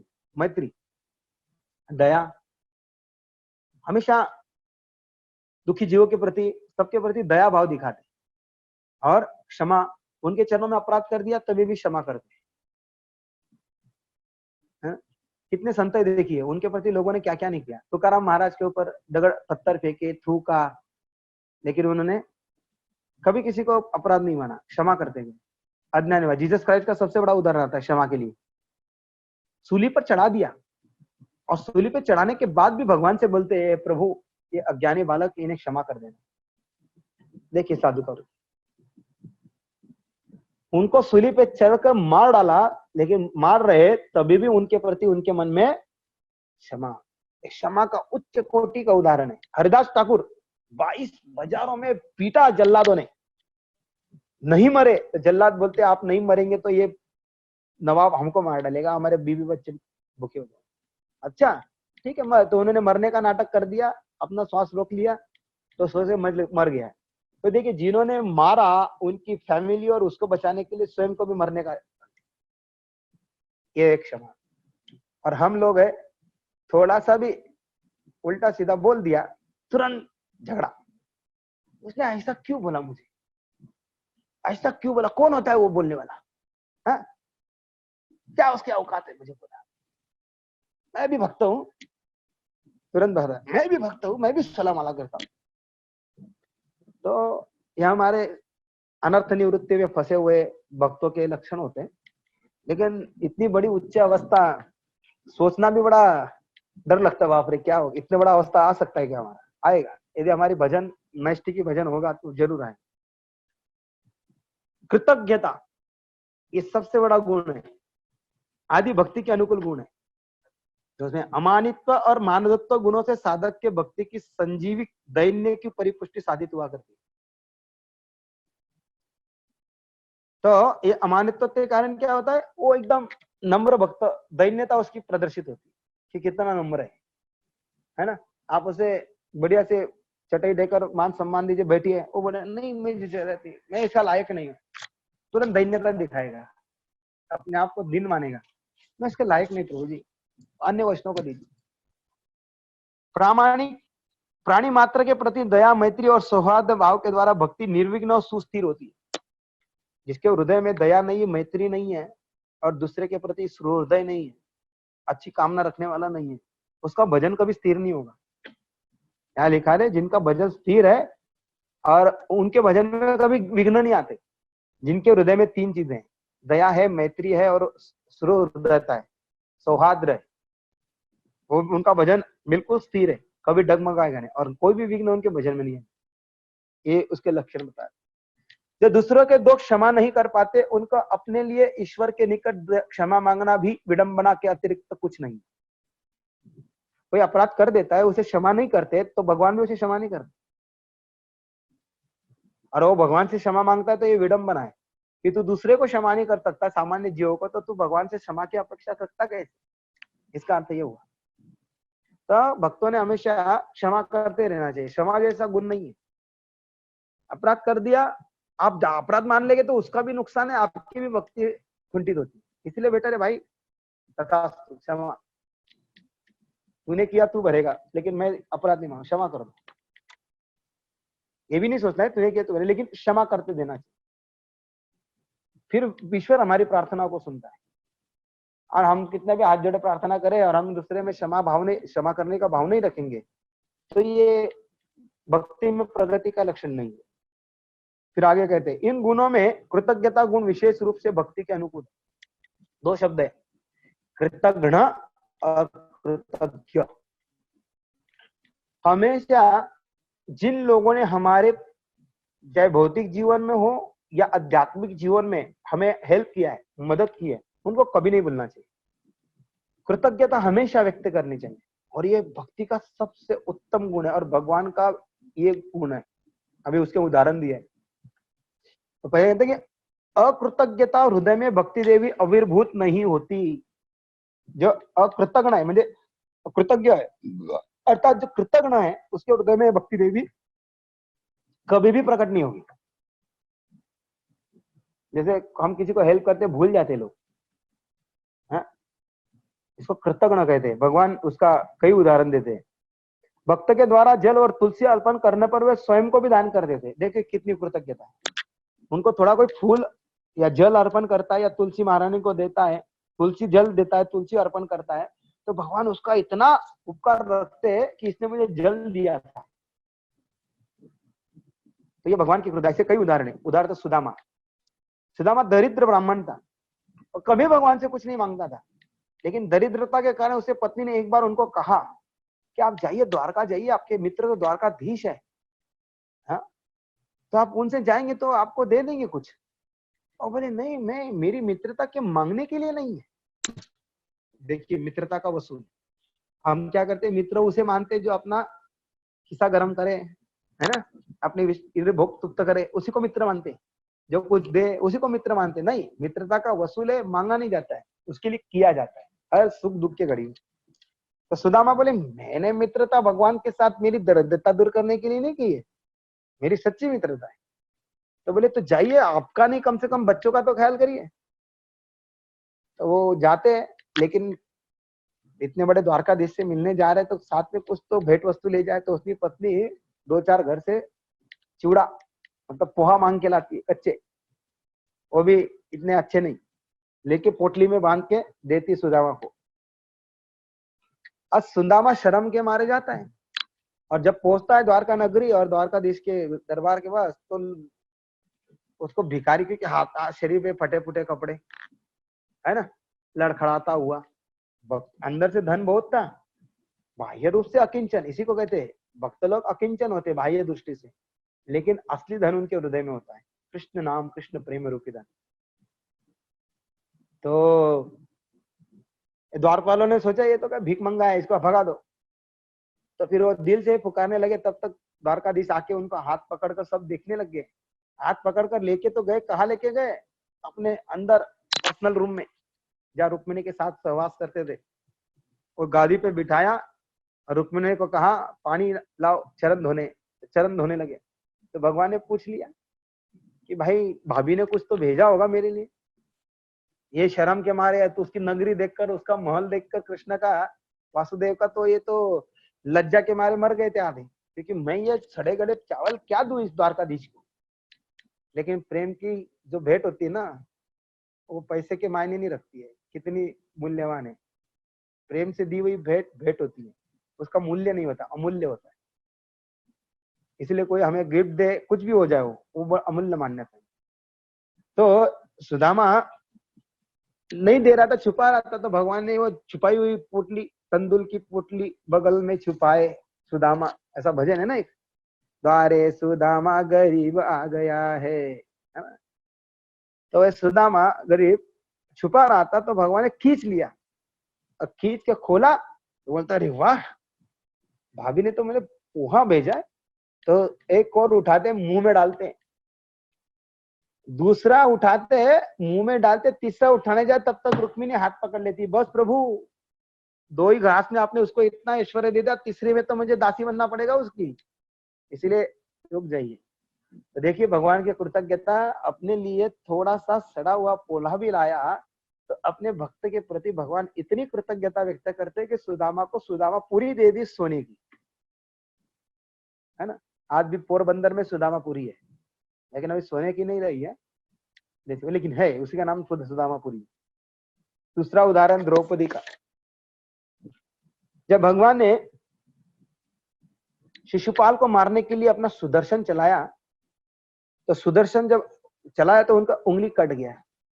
उस समय सब लोग डेटॉल, आयोडीन, बैंडेज विंडेज सब इधर उधर ढूंढने लगे, लेकिन द्रौपदी आई, तुरंत अपने साड़ी का पल्लू फाड़ा और भगवान के अंगूठी को बांध दिया। तत्व से दृष्टि देखा जाए तो भगवान का शरीर चिन्मय है, उसमें खून बीन रक्त हड्डी मांस नहीं होता है, लेकिन लीला भगवान दर्शाना चाहते हैं अपने भक्तों के प्रति अपनी कृतज्ञता। तो जब पट्टी बांधी तो भगवान द्रौपदी को कहते, उसका नाम, भगवान का नाम कृष्ण है और उसका नाम है कृष्णा, कृष्ण, तो कहते कृष्ण, मैं तेरे एक एक धागे का ऋणी हो गया हूं, मैं इसका समय आने पर एक एक धागे का सूत सहित रिटर्न करूंगा। तो द्रौपदी ने अपनी साड़ी फाड़ कर बांधी थी, भगवान ने पूरी साड़ी की फैक्ट्री लगा दी उनकी लाज बचाने के लिए, है ना। स्वयं साड़ी के अवतार में आ गए और द्रौपदी की लाज रखी, क्योंकि उन्होंने भगवान के लिए थोड़ा सा कपड़ा लगाया, भगवान ने उनकी फैक्ट्री खोल दी साड़ी की, स्वयं साड़ी बनकर आ गए। तो ये भगवान की कृतज्ञता, भगवान कृतज्ञता में अव्वल नंबर 1, उनके जैसा कृतज्ञ कोई नहीं, कृतज्ञता कोई नहीं व्यक्त कर। तीसरा उदाहरण है अर्जुन। देखिए भगवान अर्जुन के सारथी बन गए। पूतना तो छोड़ दीजिए, पूतना को देखिए, कालकोट विष लगाकर स्तनों पर अपने कालकोट विष लगाकर आई भगवान को मारने के उद्देश्य से, लेकिन भगवान ने केवल एक चीज देखा कि इसने मुझे माँ के भाव से दूध पिलाया, विष पिलाया वो नहीं देखा, दूध पिला, अपने स्तनों को अपने मेरे मुंह में देकर मुझे दुग्ध पान कराया, तो उसे अपनी माता का पद दे दिया, धात्री का।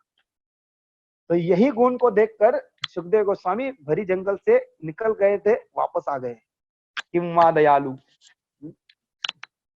तो भगवान कितनी कृतज्ञ और दयालु है कि मारने वाले को भी इतना उच्च पद दे देते। तो जो उनका भजन कर रहे प्रेम से, उनको क्या नहीं देंगे।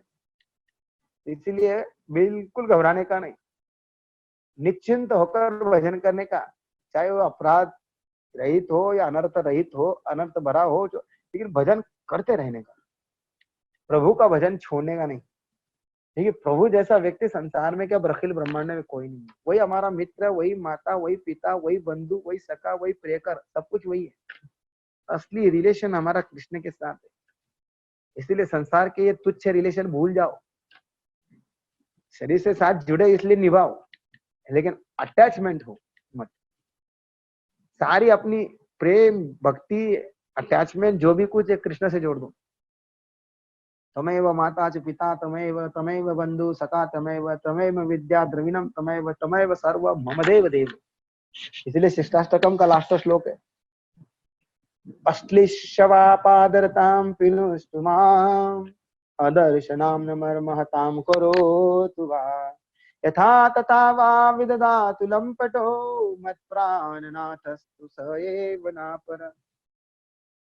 है ना, असली हमारा रिलेशन कृष्ण के साथ, ओरिजिनल रिलेशन जिसमें कभी धोखा हो ही नहीं सकता। भगवान बहुत ही सुंदर है। भगवान कभी किसी का दोष देखते भी नहीं, दोषदर्शी भी है। तो कृतज्ञता ही महान अर्थात महत व्यक्तियों की महानता का लक्षण। बड़े बड़े लोगों के पास, जो वास्तव में महात्मा लोग हैं, उनके पास धन संपत्ति नहीं होती है, गाड़ी बंगला, ऊपर बड़े बड़े आलीशान मकान, धन दौलत, पोस्ट पोजीशन, ये इससे महान नहीं होता है व्यक्ति। महान होता है सद्गुणों से।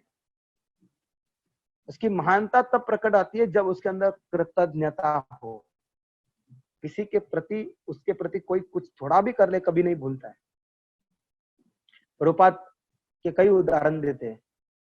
प्रभुपाद उनके प्रति जिन्होंने, उनने भक्तों ने उनकी सहायता की, प्रभुपाद उनके लिए लास्ट में बोलते हैं, जो भी आज जितना भी कुछ है, आप लोगों की कृपा से आपने मुझे सहायता किया।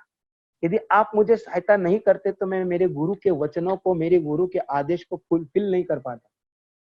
तो ये कृतज्ञता उन भक्तों के प्रति, और उन्हें उनसे वचन लेते हैं, यदि आप मुझसे प्रेम करते हैं, if you love me, cooperate each other. और ये मिशन को आप लोग एक दूसरे के सहयोग से आगे बढ़ाइए।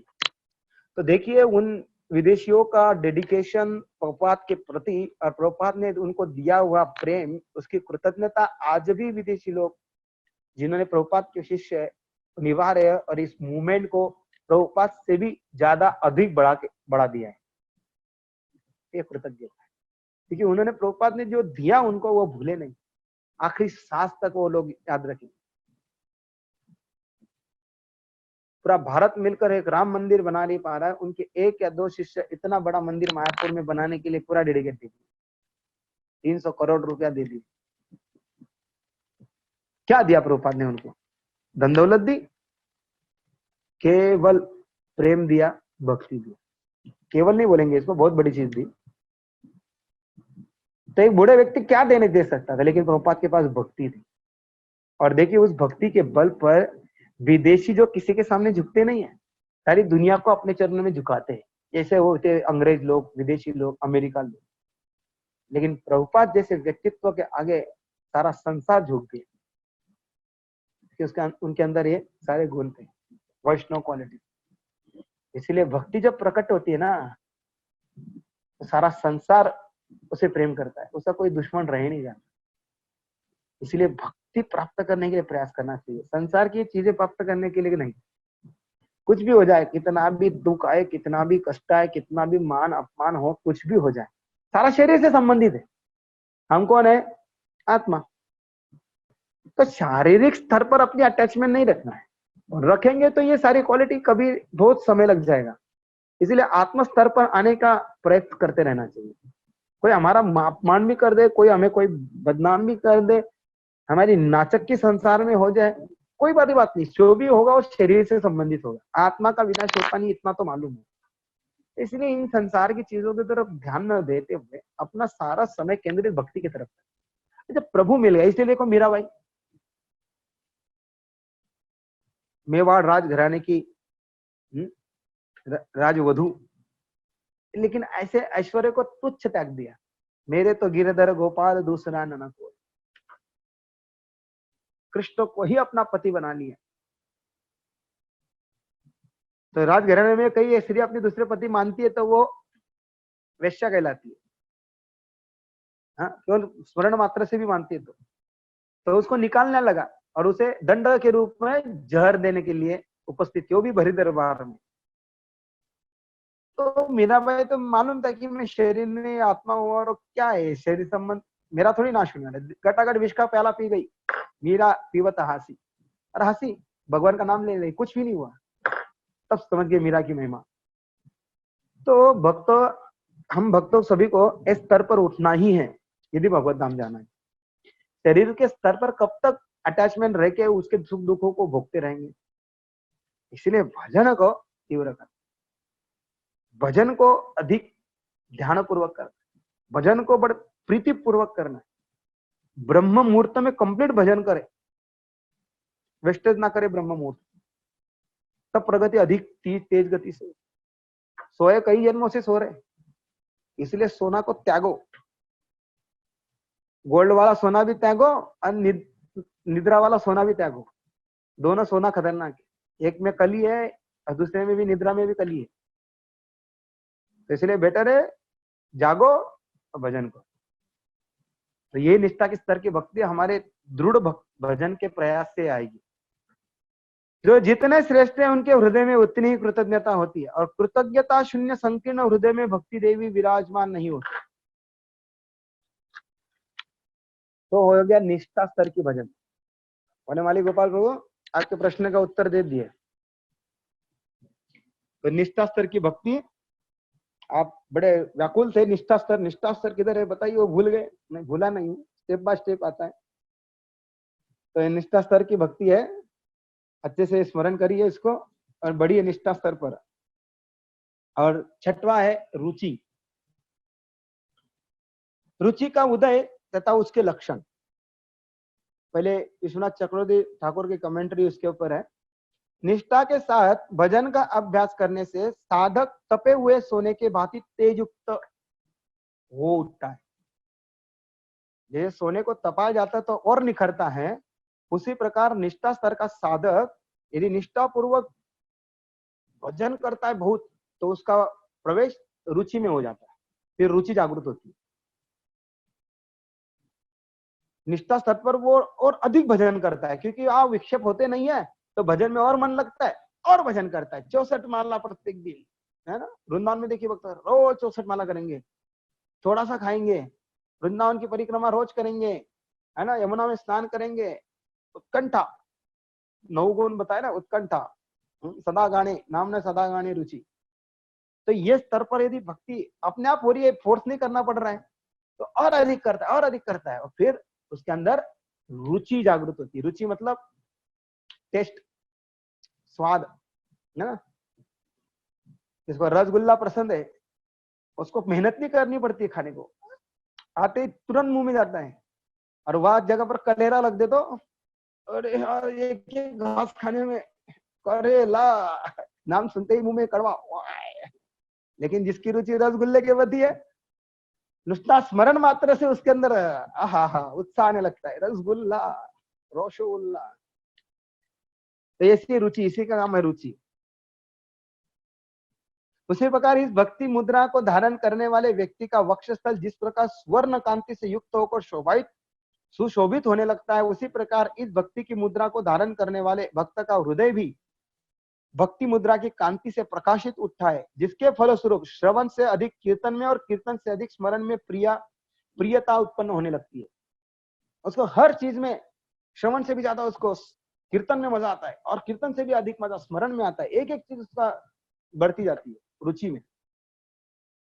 सपरिकर श्री कृष्ण के रूप गुण लीला आदि के अनुभव से प्राप्त विशेष आस्वादन को रुचि कहते हैं। तो उसका अन्यत्र मन कभी नहीं जाता है कि पिक्चर के गाने सुन लूं, थोड़ा वो दूसरा भजन सुन लूं अनूप जलोटा का, भक्तिमय है ना, वो ऐसा विचार उसमें नहीं आता है। तो भक्त बोलते हैं ना अनूप जलोटा भी तो कृष्ण भजन गाता है, उसका भी सुनना चाहिए, लेकिन वो तो प्रोफेशनल रिसाइटर्स है ना, वो तो विश्व उगलता है।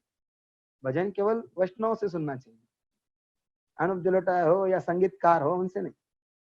तो उसमें कभी उसका मन नहीं लगता, केवल कृष्ण का नाम गुण रूप लीला निरंतर श्रवण करता है, कीर्तन करता है, स्मरण करता है। जो गोस्वामी बोलते हैं रुचि भी रुचिर अभिलाषा किंतु बुद्धि पूर्वकम, अर्थात श्री कृष्ण में अभिलाषा या तृष्णा, तृष्णा मतलब है ना, प्यास अलग है और तृष्णा अलग है। तृष्णा मतलब एकदम अधिक प्यास, जैसे आप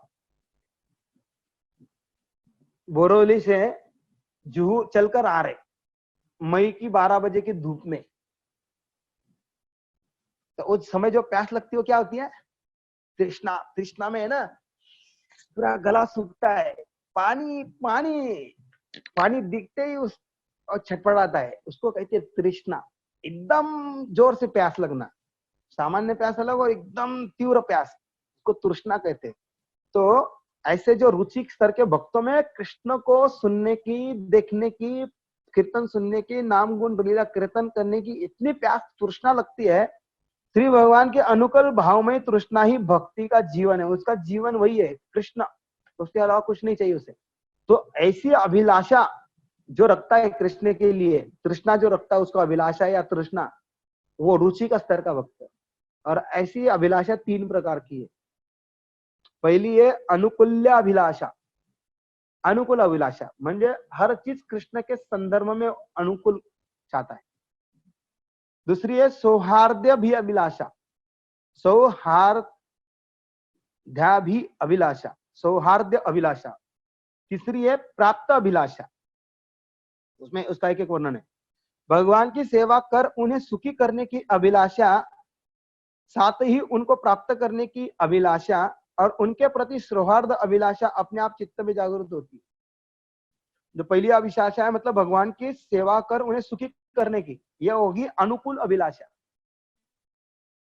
अभिलाषा मतलब एक प्रकार से इच्छा, पर लेकिन अभिलाषा अत्यंत तीव्र इच्छा। क्या होती है अनुकूल तीव्र इच्छा? अभिलाषा भगवान को सुखी करने की। जैसे गोपियां निरंतर कृष्ण को सुखी करने के लिए लगी रहती, खुद को सुखी नहीं। भक्त इस स्तर के भक्ति, रुचि स्तर के भक्त पर निरंतर भगवान को सुख करने के प्रयास में रहता है। ये अनुकूल अभिलाषा है। दो है ना, प्रतिकूल और अनुकूल। प्रतिकूल मतलब भक्ति के विरोधी, अनुकूल मतलब भक्ति के सहयोगी। तो यह अभिलाषा उसके अंदर निरंतर बढ़ती रहती है। प्राप्त अभिलाषा अर्थात उनको प्राप्त करने की अभिलाषा, भगवान को प्लीज करना एक, और भगवान को पाना कि मुझे कब कृष्ण मिलेंगे। यथा तथा हर जगह वो ढूंढता रहता है कृष्ण कहाँ है। जैसे षड गोस्वामी लोग पूछा करते थे भगवान कहाँ है, वंशी वटवर, केशी घाट पर, वृंदावन में, गोकुल में, कहाँ है मेरे कृष्ण, कहाँ है कृष्ण। है कृष्ण को छटपटा कर ढूंढा करते थे। कृष्ण को पाने की अभिलाषा इतनी तीव्र होती है उसके अंदर। और प्राप्त अभिलाषा स्वाद अभिलाषा अपने आप में चित्त में जागृत होती है। तो उनको पाने की जो अभिलाषा है वो हृदय में अपने आप जागृत होती है, प्रयास नहीं करना पड़ता है। जब रुचि के स्तर पर आ जाते हैं तो रुचि के स्तर में बुद्धिपूर्वक और आसक्ति के स्तर में स्वाभाविक हो जाती है।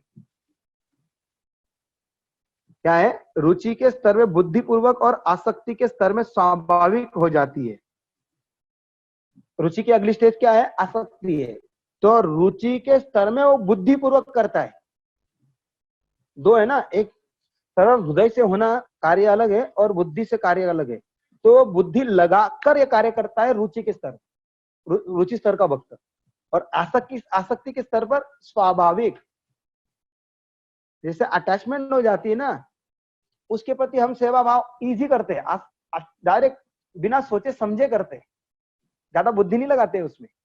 जैसे अपनी माँ, एक माँ अपने बेटे के प्रति कोई भी बुद्धि लगाकर काम करती है क्या? बताइए। वह बुद्धि का कोई विषय ही नहीं, जो भी करती है हृदय से, स्वाभाविक। क्यों? बेटे के प्रति उसकी बहुत अटैचमेंट होती है, विशेषकर 1 साल का बच्चा, 2 साल का बच्चा। वह बुद्धि नहीं लगाती है। वो टट्टी भी कर देता तो बुद्धि अच्छी, बुद्धि वाला क्या करे, अरे ये गंदगी फैला दिया। वो गंदगी मानती है, उसमें घृणा आती है नहीं, बल्कि प्रेम से वो टट्टी साफ करती है। क्या उसको मारती है, गंदा गएगा इधर टट्टी कर दिया ना। तो स्वाभाविक उसकी आसक्ति होने के कारण। उसी प्रकार भक्त भी भगवान के प्रति जो स्वाभाविक स्तर में आसक्ति होती है, या स्वाभाविक स्तर में जो भजन होता है, वो आसक्ति स्तर का, आसक्ति स्तर में होता है। रुचि उत्पन्न होने पर पूर्व दशा की भांति श्रवण कीर्तन आदि में निरंतर अनुशीलन में तनिक भी परिश्रम या अनुभव नहीं होता। 16 माला करने के लिए बहुत ट्रेस आ रहा है, बहुत निद्रा आ रही, बहुत परेशानी हो रही ना। 16 माला उसका कब खत्म हो जाता उसको पता नहीं चलता। अरे अभी तो मैं भजन कर रहा था, खत्म, और बढ़ते आशा कि मैं और जप करूं, और जप करूं। और एक स्वाभाविक होता है, जैसे साधना भक्ति में बहुत परेशान होना पड़ता है ना, भक्ति करते करते बहुत तकलीफ होती है, बहुत परेशानी होती है, मानसिक बहुत क्लेश होते हैं। हमने देखे कितने अनर्थ रुचि में कितने क्लेश है, निष्ठा के स्तर के पहले अनुषंगिक में कितने 5 प्रकार के क्लेश हैं। तो ये सब रुचि स्तर पे बिल्कुल नहीं होता है, स्वाभाविक होती क्रिया अपने आप, एकदम इजी। यही रुचि भक्त के हृदय में श्रवण कीर्तन आदि के प्रति उत्पन्न आसक्ति उत्पन्न करा देती। उस समय भगवत प्रसंग के अतिरिक्त जो समय अतिभीत होता है वो नितांत व्यर्थ प्रतीत होता है। और ऐसे रुचि के स्तर के लिए यदि उसका 1 मिनट या 5 मिनट भी ऐसा वेस्टेज चला जाए ना, तो उस पर ग्लानि होती है, पश्चाताप होता है, अरे अरे अरे मैंने कितना समय व्यर्थ गवा दिया, ये उसे पश्चाताप होता है रुचि के स्तर के भक्तों। इसीलिए ऐसे रुचि के स्तर के भक्त या आसक्ति भाव के स्तर के भक्त किसी वाद विवाद में भी नहीं पड़ते, निपटा देते, भाई तू बड़ा जा, तू जीता। जैसे रूप गोस्वामी, सनातन गोस्वामी और उनके छोटे भाई थे अनुपम, और उनके पास सनातन गोस्वामी के पास उनका भतीजा जीव गोस्वामी पढ़ता था। तो एक समय एक विद्वान प्रकांड पंडित वाद विवाद चर्चा करने के लिए वृंदावन आया, अपना ज्ञान बखारने के लिए। तो उन्होंने पता चला कि वृंदावन में सनातन रूप बड़े विद्वान है, चलो उनके साथ में स्पर्धा करता हूँ। गया, सनातन गोस्वामी ने बोले लाओ पत्रक मैं लिख के देता, तू जीता, बिना वाद विवाद के तू जीता। समय नहीं में, क्योंकि भक्तों के पास समय अव्यर्थ कालत्म, फालतू की चीजों में व्यर्थ समय नहीं गवाते। तो उसको लेटर लिख के घोषित कर दिया, प्रमाण पत्र दे दिया कि भाई तू विद्वान, मैं मूर्ख। भाई तो फिर अपना झंडा ऊंचा करते पूरे वृंदावन में घूम रहा है। जब गोवर्धन में आए तो शायद जीव गोस्वामी वहां थे, तो जीव गोस्वामी ने देखा, पत्र पढ़ा और उसमें नीचे साइन भी किया था सनातन गोस्वामी। सनातन गोस्वामी ने को इसने हरा दिया, तो उनको थोड़ा बुरा लगा, मेरे गुरु को ये हरा सकता है, तो कभी देखता हूं। तो उन्होंने उनके साथ वाद विवाद किया और उसको परास्त कर दिया। तो उन्होंने, वो महाशय ने पूछा आप कौन है? बोले मैं सनातन गोस्वामी का शिष्य। तो उन्होंने मुझे बिना के लिए घोषित कर दिया, तो तेरे जैसे मूर्ख तो नहीं है। तो जब जू गोस्वामी ने हरा दिया तो मुंह की खानी पड़ी, वो चल दिया। फिर जू गोस्वामी को पता, जू गोस्वामी ने इस विद्वान को हराने के बाद इसका समाचार सनातन गोस्वामी को पास गया, और सनातन गोस्वामी को बस ये जब मिलने गए तो इन्होंने मिलना मना कर दिया, और कई महीने तक उनसे मिले नहीं। क्यों? जब गुरुजी ने इसको घोषित कर दिया तो तुझे उसके साथ क्या जरूरत थी वाद विवाद करने की? तुम्हें विद्वत्ता महत्वपूर्ण है भक्ति से, क्या भक्ति महत्वपूर्ण है? तो इसीलिए सनातन गोस्वामी भक्ति की श्रेष्ठता स्थापित करने के लिए विद्वत्ता महान नहीं या ज्ञानी महान नहीं है, ये दर्शाते हैं। भक्तों के लिए एक क्षण भी कृष्ण से दूर होना या कृष्ण की कार्यकलापों से दूर रहना, और दूसरे सांसारिक जिसमें विद्या भी आ गई, ज्ञान भी आ गया, योग भी आ गया, उसमें कभी भी सम्मिलित नहीं होते। तो रूप गोस्वामी के बहुत फिर क्या किया, गुरु ने त्याग दिया, इसलिए दुखी कष्टी होकर पानी में राख मिलाते, राख, और वो पीकर जीने लगे। तो इनका शरीर ऐसा कृषकाय हो गया, अन्न नहीं खा रहे थे, क्योंकि गुरु ने त्याग दिया ना। अभी गुरु ने त्याग दिया मतलब संसार से कौन रह गया अभी? तो फिर रूप गोस्वामी और अन्य गोस्वामी ने जाके सनातन गोस्वामी को बहुत मनाया और बहुत उनकी रिक्वेस्ट की, तब जाके इनको एक्सेप्ट किया, और तब से उन्होंने किसी से वाद विवाद। तो भक्त सब विद्या से पूर्ण होता है, परंतु भक्ति जब प्राप्त होती है तो वो विद्या, धन, दौलत, यश, मान, कीर्ति, संपदा, या इसको पिशाचिनी समझकर, तुच्छ समझकर त्याग देता है। इसके उसे कदापि ही अभिलाषा नहीं होती, उसकी एक ही अभिलाषा होती है, 3 अभिलाषा देखा ना, अनुकूल्य अभिलाषा, प्राप्ति अभिलाषा और सौहार्द्र अभिलाषा। भगवान को कैसे प्लीज करूं, भगवान को पाने के लिए कैसे छटपटाऊं, और भगवान के प्रति मैं अपना प्रेम कैसे प्रदर्शित करूं। हमेशा निरंतर 24 घंटे का एक एक सेकंड उसमें लगा रहे।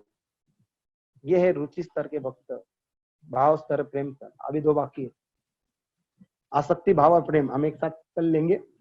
अभी इसको कंप्लीट कर दे।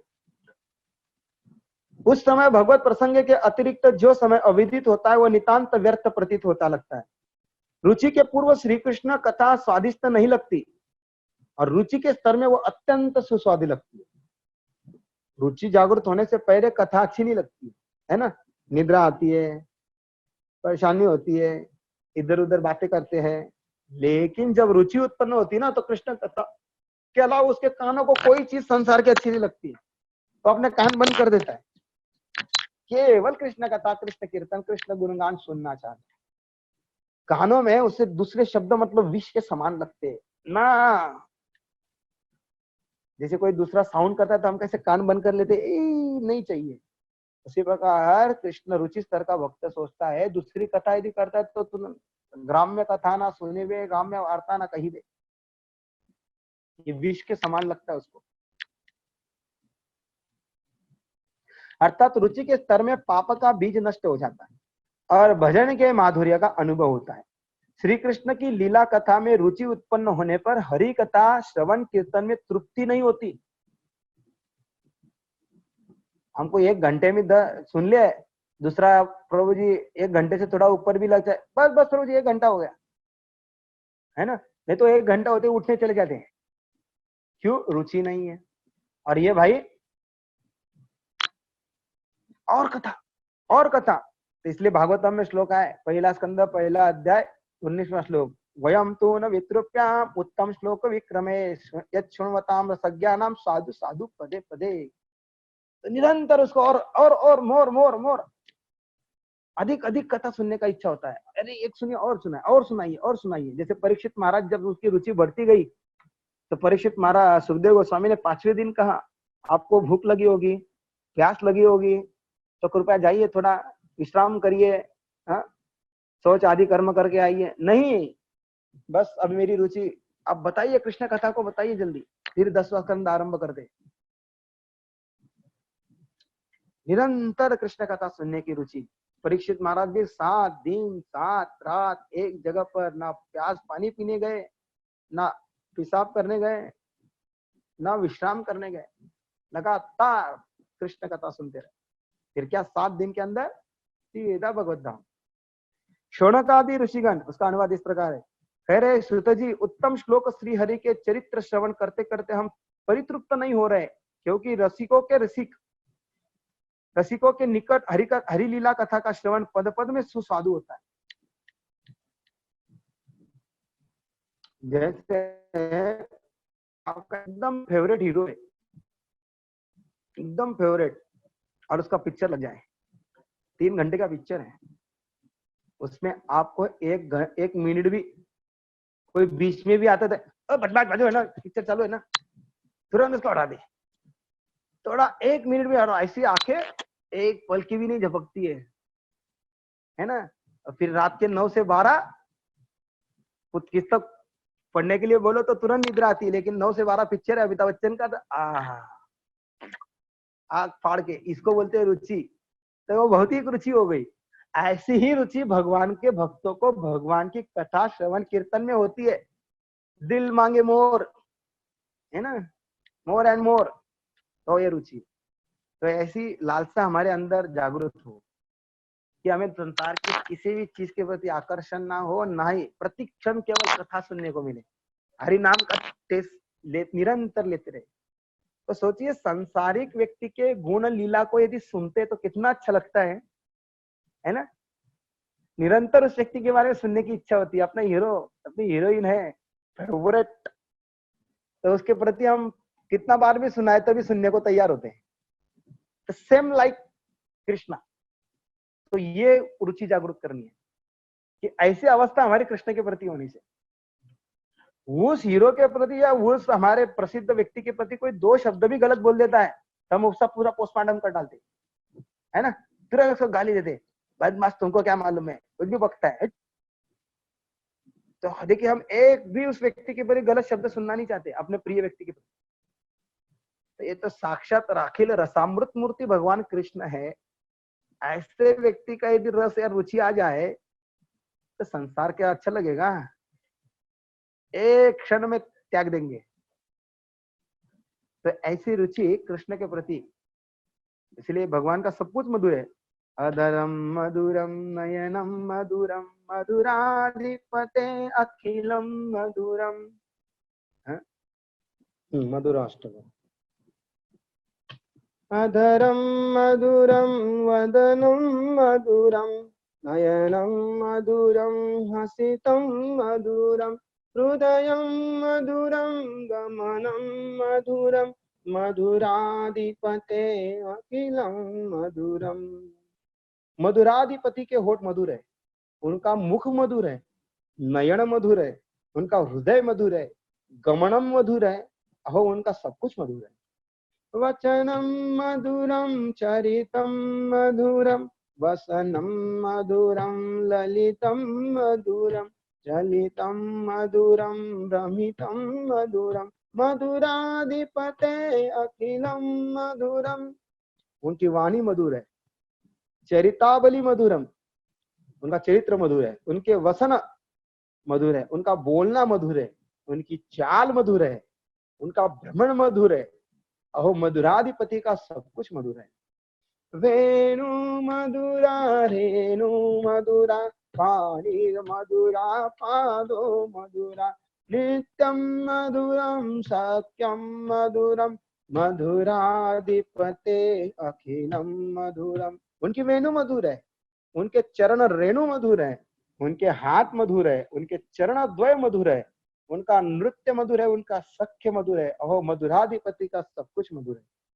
गीतम मधुरम पीतम मधुरम भुक्तम मधुरम सुक्तम मधुरम रूपम मधुरम तिलकम मधुरम मधुराधिपते अखिलम मधुरम। उनका गान मधुर है, उनका पान मधुर है, उनका भोजन मधुर है, उनका शयन मधुर है, रूप मधुर है, तिलक मधुर है, अहो मधुराधिपति का सब कुछ मधुर है। कर्णम मधुरम तरणम मधुरम हरणम मधुरम रमणम मधुरम वमितम मधुरम कमलम मधुरम मधुराधिपते अखिलम मधुरम। ऐसे मधुराधिपति का सब कुछ मधुर है। तो भगवान अति मधुर है। आगे कहते गुंजा मधुरा माला मधुरा यमुना मधुरा मीची मधुरा सललम मधुरम कमलम मधुरम मधुराधिपते अखिलम मधुरम। कर्णम मधुरम तरणम मधुरम हरणम मधुरम रमणम मधुरम वमितम मधुरम कमलम मधुरम मधुराधिपते अखिलम मधुरम।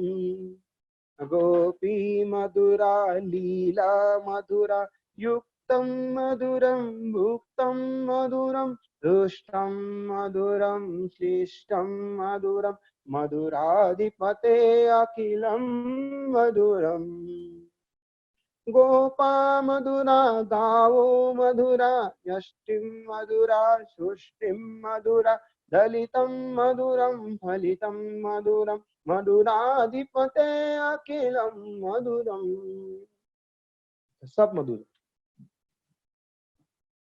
तो ऐसे सुंदर सर्व आकर्षक भगवान कृष्ण को देखना है तो हमें ये सारे स्तर को पार करना है। रुचि स्तर, भाव स्तर, भक्ति पर आना है। यदि इतने मधुर व्यक्ति को, स्वीटेस्ट तो स्वीट व्यक्ति कृष्ण, नाम में ही स्वीट है कृष्णा, है ना, कितनी बार भी उच्चारण करो, बार बार, इसलिए माना बार बार देखो, हजार बार देखो, ये देखने की कृष्ण, केवल कृष्ण देखो और कुछ नहीं। तो वयम तू न वितृप्याम उत्तम श्लोक विक्रमे यत् शृण्वताम साधु साधु पदे।